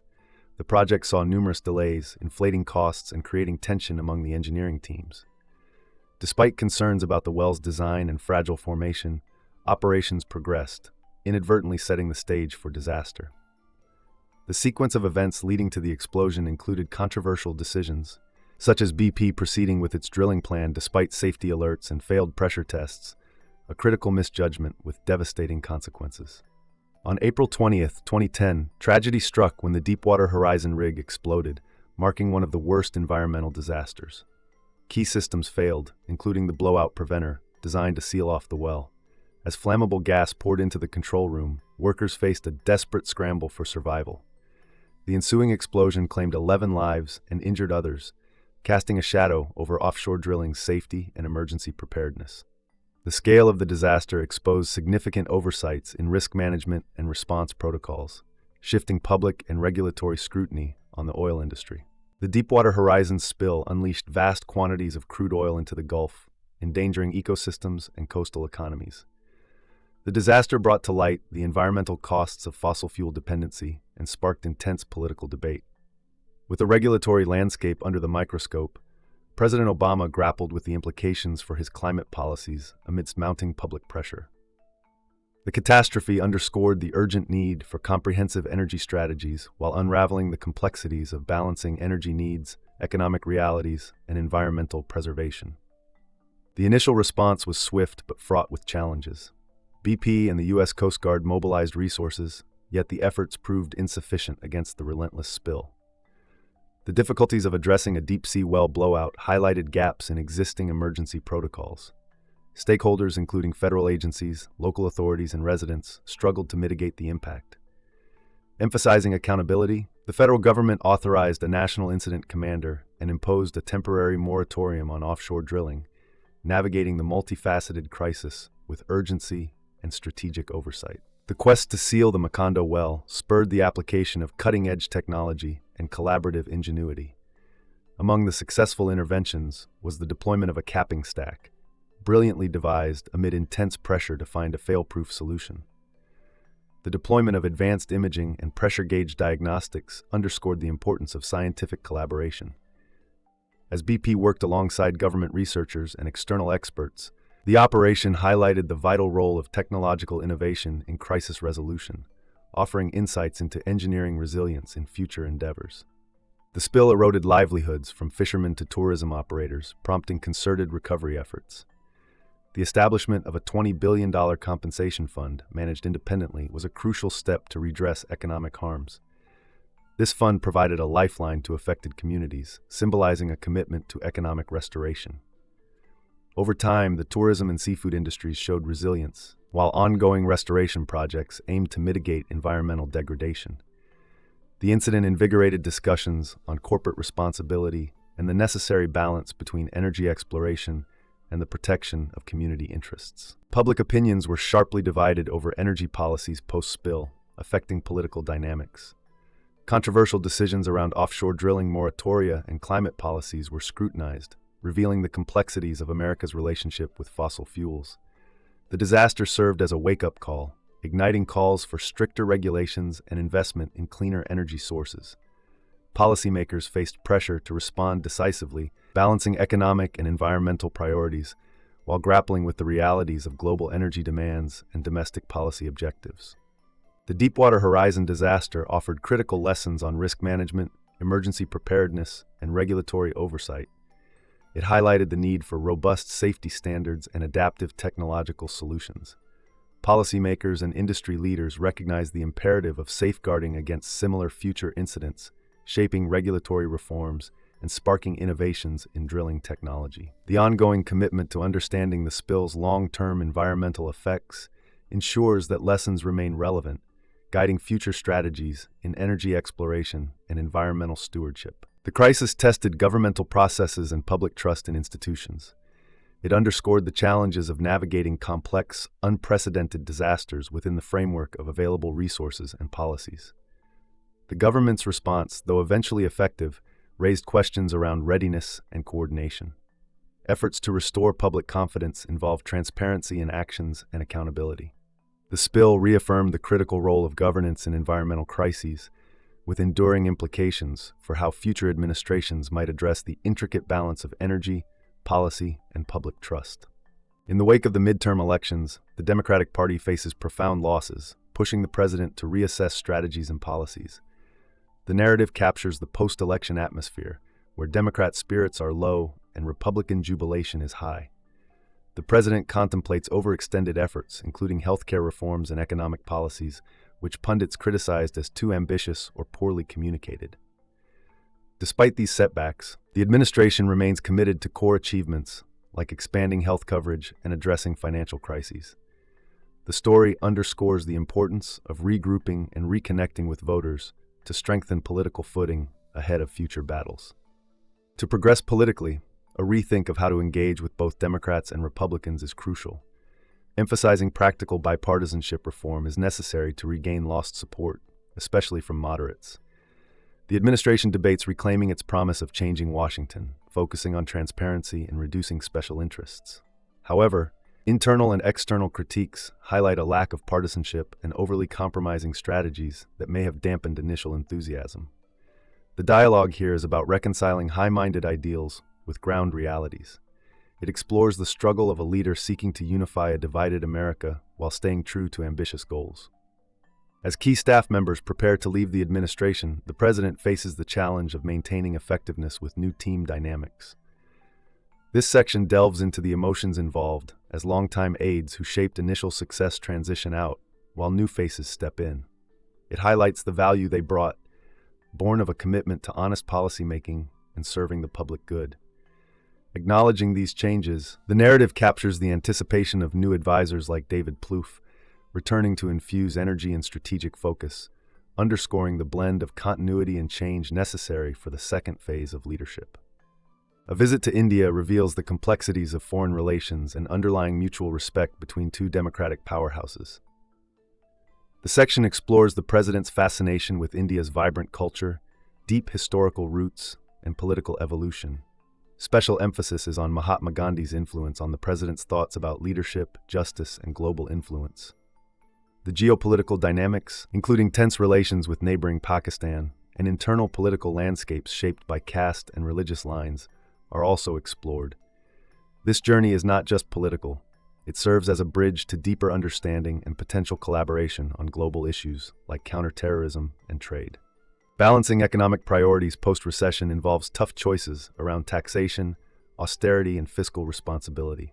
The story navigates the contentious negotiations over the Bush tax cuts, exploring the administration's strategic compromises to avert a fiscal deadlock. The key debate centers on taxing the wealthy and the impact of tax policies on economic recovery. The dialogue reveals the dilemmas of maintaining economic stimulus through extended tax relief for middle-class Americans against the backdrop of ideological clashes over wealth distribution. The resolution underscores the intricate dance of politics, where every decision is a calculated risk with significant economic implications. The passage of healthcare reforms, despite political risks, remains a cornerstone of the administration's achievements. Despite criticism of the Affordable Care Act, the commitment to health equity and expanding coverage reflects broader goals of social justice. This section unpacks the strategic push behind major social policies in the face of opposition. It examines the importance of policy consistency, addressing concerns raised by both conservative critics and progressive allies. The narrative underscores the tightrope walk in implementing progressive policies amidst fluctuating public opinion and partisan resistance. Repealing Don't Ask, Don't Tell is a pivotal moment in advancing equality in the military. The intricate balance between executive orders and legislative action spotlights the administration's approach to enduring social issues. The commitment to allowing open service for LGBTQ members gains ground with support from military leaders, defying entrenched opposition. The narrative highlights the painstaking process involving strategic leadership and advocacy, showcasing a transformation in military and societal attitudes. It delves into the internal debates and external pressures that shape the fight for civil rights, affirming commitment to equality and integrity in military service. The struggle for immigration reform, embodied in the DREAM Act, spotlights ongoing debates over inclusivity and American values. Efforts to normalize the status of young undocumented immigrants are fraught with political and social complexities. The narrative details strategic maneuvers and bipartisan efforts required to address immigration challenges. Despite setbacks, the administration remains focused on extending legal protection to dreamers, symbolizing a broader vision of America's diverse identity. This section provides a poignant look into policy dynamics, where human stories intertwine with legislative hurdles, reflecting broader social justice themes. The ratification of the new START treaty with Russia marks a significant win in international diplomacy. Navigating through a bipartisan landscape, the administration pushes for nuclear non-proliferation, underscoring the balance of global security interests. Despite skeptical legislative corridors, securing the treaty exemplifies pragmatic diplomacy and coalition building. The strategic give and take, including promises of modernization to appease opposition, shows the unconventional paths sometimes needed for critical international agreements. This section reflects a broader commitment to global stability, emphasizing thoughtful diplomacy over unilateral action. As the year ends with significant legislative advances, but equally notable challenges, reflecting on achievements and unmet goals becomes essential. The narrative encapsulates the essence of leadership under scrutiny, where ambitious visions clash with reality. Despite political opposition and changing domestic and international dynamics, strides in healthcare, foreign policy, and civil rights define a positive trajectory. It ponders on missed opportunities, but ultimately stresses the importance of perseverance, highlighting how historical achievements often emerge from amidst contentious and uncertain times. The Middle East, notorious for its volatile political climate, entered the 2010s with numerous flashpoints. Iraq teetered on the brink of chaos. Iran faced crippling sanctions but remained defiant, and Yemen emerged as a hotbed for terrorist activity. The Palestinian-Israeli conflict persisted as a contentious issue. The geopolitical landscape was marked by historical grievances, territorial disputes, and deeply entrenched animosities. This set the stage for a series of crises, with international actors like the United States playing pivotal roles, often caught between strategic interests and the region's turbulent dynamics. Understanding these tensions is crucial for grasping the region's complex geopolitics. The Arab-Israeli conflict, rooted in nearly a century of unrest, remains a significant source of tension. Born from the 1917 Balfour Declaration, the conflict intensified after the creation of Israel in 1948, leading to wars and territorial disputes. For Israelis, the birth of their state signified fulfillment after centuries of persecution. For Palestinians, it marked the Nakba, a catastrophic loss of land and identity. The resulting wars entrenched Arab support for the Palestinian cause and left Palestinians in occupied territories under harsh restrictions. Attempts at peace, though occasionally successful on the periphery, frequently faltered, highlighting the profound challenges of resolving this enduring conflict. The U.S. has been deeply involved in Middle Eastern affairs, often as both a mediator and a protector of its strategic interests. American presidents have attempted to broker peace between Israel and Palestine, with mixed results. Significant milestones like the Camp David Accords and the Oslo Accord were overshadowed by ongoing violence and political stalemates. The U.S.'s unwavering support for Israel, driven partly by domestic politics and powerful lobbies, has occasionally clashed with international law and norms, complicating diplomatic efforts. Balancing these complex relationships remains a key challenge for U.S. foreign policy, with implications for global security and regional stability. The Arab Spring, ignited by Tunisia's revolution in 2011, spread quickly across the Middle East, revealing widespread discontent with authoritarian regimes. In Egypt, protests culminated in the resignation of longtime leader Hosni Mubarak. These demonstrations highlighted demands for democratic reforms, economic opportunities, and an end to repressive governance. However, the uprisings also exposed deeply rooted societal and political fractures, posing challenges to stability and governance. The reaction of regional and global powers, especially the U.S., reflected a delicate balance between supporting democratic movements and maintaining strategic alliances. The Arab Spring underscored the region's yearning for change while posing complex questions for international diplomacy. Egypt, a linchpin in Middle Eastern politics, experienced a dramatic upheaval during the Arab Spring. Massive protests forced Mubarak's exit, ushering in a complex and often chaotic transition. The Egyptian military and entrenched power played a pivotal role in shaping the political landscape. The rise of political Islam, exemplified by the Muslim Brotherhood, added new dimensions to the power struggle. Egypt's journey underscored the challenges of moving from autocratic rule to democracy, highlighting the tensions between old guard institutions and emerging political factions. The international community, particularly the U.S., faced tough choices in responding to these developments, balancing interests with the aspirations of the Egyptian people. Efforts to achieve peace in the Middle East are fraught with complexity. Historical grievances, power imbalances, and political divisiveness create a challenging environment for negotiations. The Israeli-Palestinian conflict in particular embodies these difficulties, with both sides deeply entrenched in their positions. Despite various attempts to broker peace, including the Oslo Accords and U.S.-led initiatives, progress remains elusive. Internal politics, hardline positions, and external influences often derail peace efforts. Understanding these dynamics is essential for appreciating the intricacies of diplomacy and the obstacles to achieving long-lasting peace. The pursuit of peace remains a crucial yet difficult objective, requiring persistence and innovative approaches. The Arab Spring and ongoing conflicts have had significant repercussions in the Middle East and beyond. Political instability has led to economic hardships, exacerbating social disparities and fueling further unrest. The rise of extremist groups has posed security challenges, impacting regional and global safety. Geopolitical rivalries have intensified, with regional powers and international actors vying for influence. The humanitarian impact is immense, with millions displaced and in need of aid. These outcomes underscore the importance of diplomacy, development, and international cooperation in addressing the root causes of instability. Mitigating these consequences requires sustained efforts and a comprehensive approach to regional challenges. The Middle East's geopolitical landscape is shaped by intense regional rivalries and power plays. Countries like Iran, Saudi Arabia, and Turkey vie for influence, often exacerbating conflicts or aligning with local factions to advance their agendas. The Syrian conflict, for example, became a proxy battleground for broader regional and international contestations. Such dynamics complicate diplomatic efforts and contribute to prolonged instability. The balance of power in the Middle East is ever-shifting, with alliances and oppositions constantly evolving. Understanding these power plays is crucial for comprehending the region's complex and volatile environment and for predicting future geopolitical developments.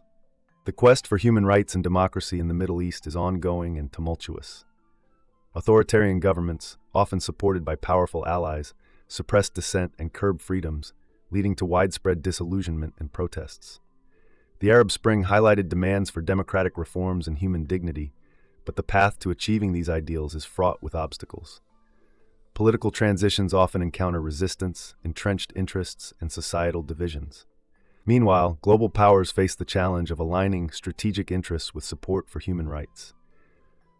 The pursuit of democracy in the Middle East is a long-term endeavor, requiring perseverance and international solidarity. Global powers navigating Middle East politics face the challenge of balancing strategic interests with ethical considerations.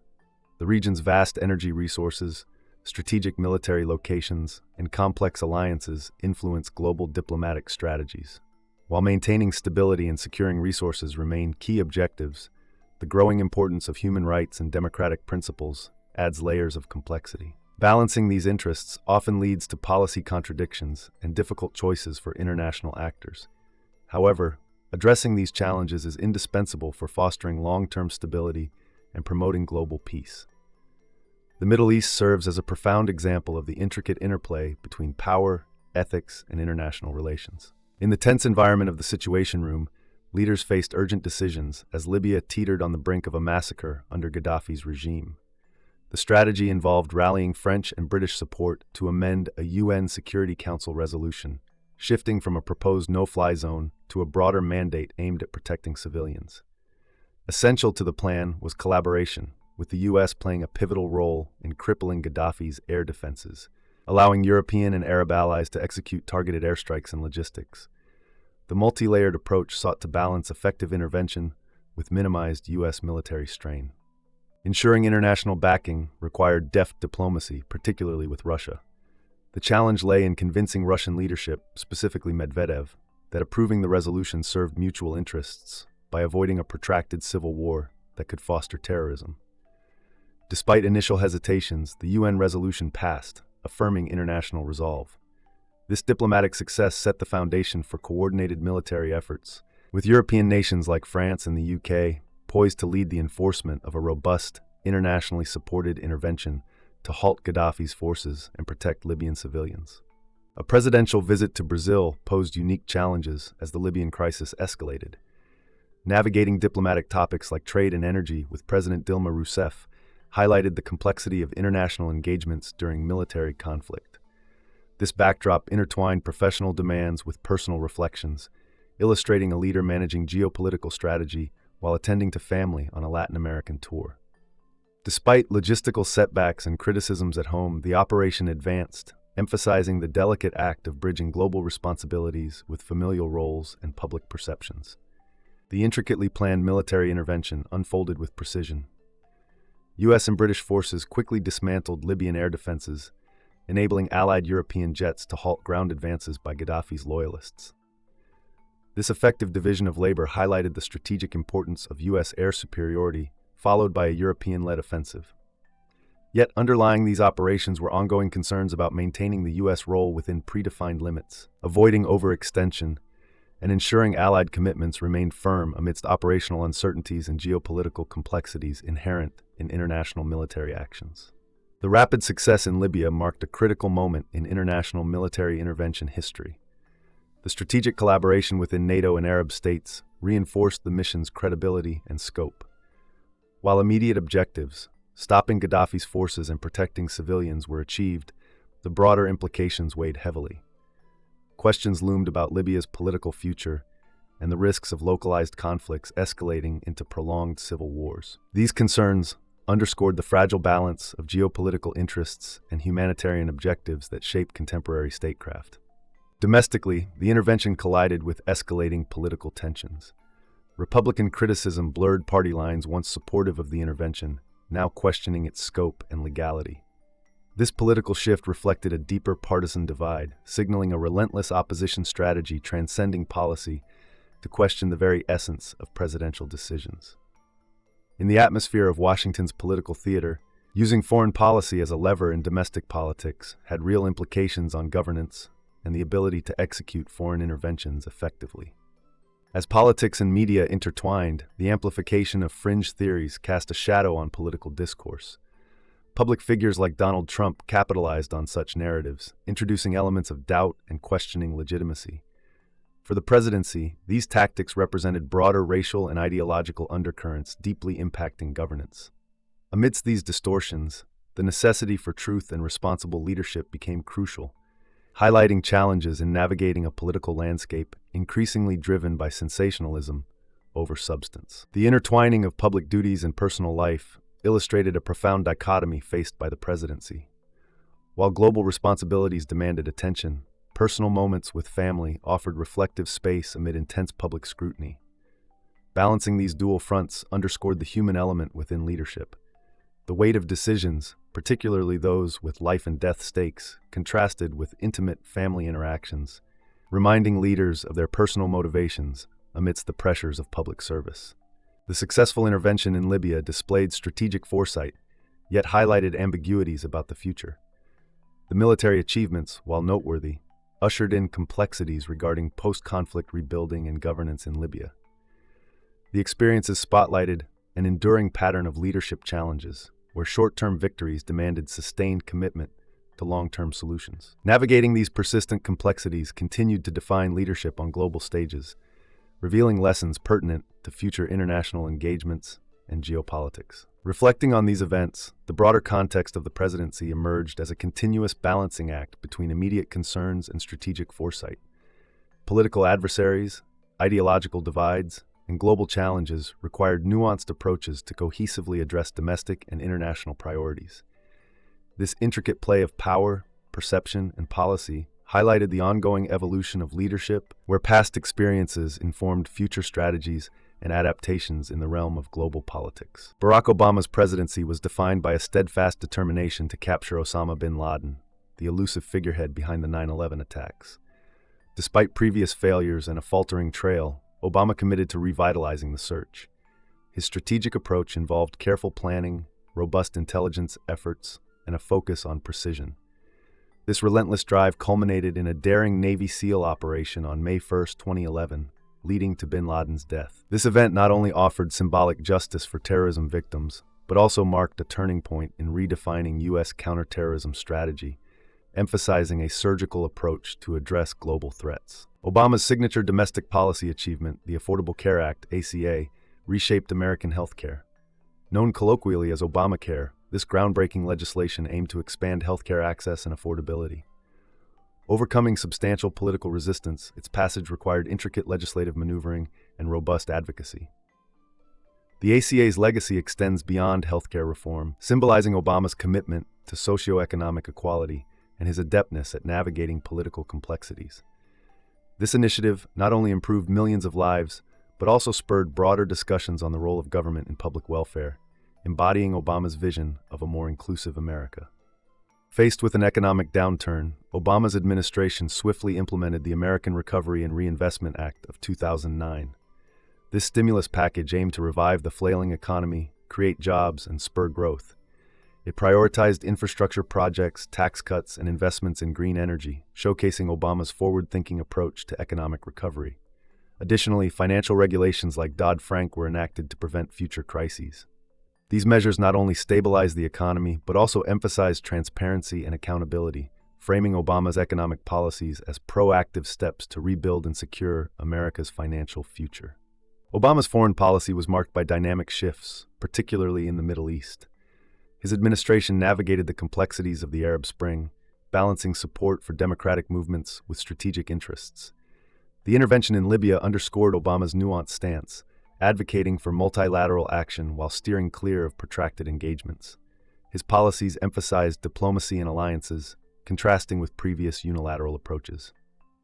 This shift aimed to restore U.S. global leadership through dialogue and partnership, recognizing the evolving geopolitical landscape and the importance of multilateralism in addressing global challenges. Under Obama, U.S. counterterrorism strategies underwent significant reevaluation. Moving away from the expansive war on terror, Obama sought to categorize terrorists as criminals, focusing on precision strikes and intelligence-driven operations.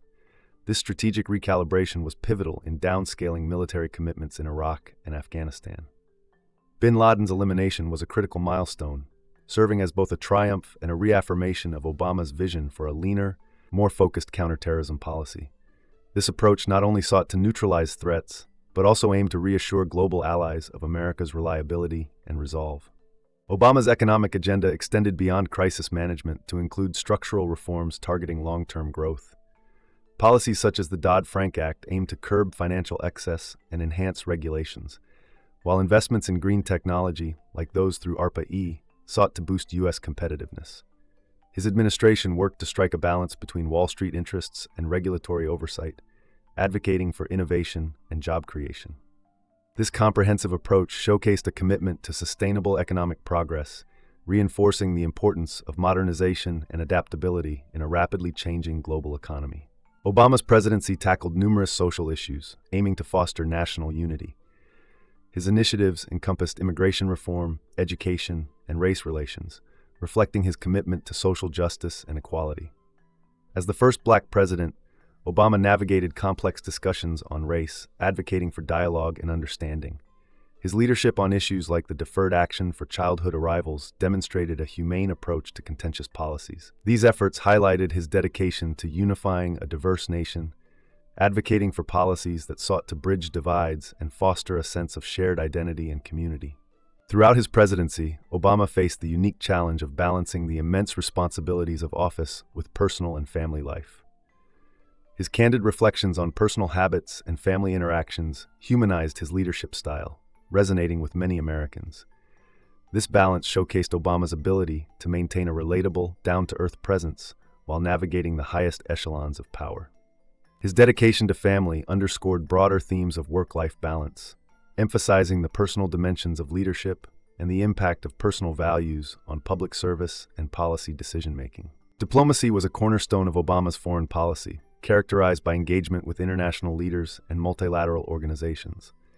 His administration prioritized resetting relationships with key global players, aiming for cooperative yet assertive diplomacy. The pivot to Asia and engagements with emerging powers underscored this strategy, emphasizing America's role in an interconnected world.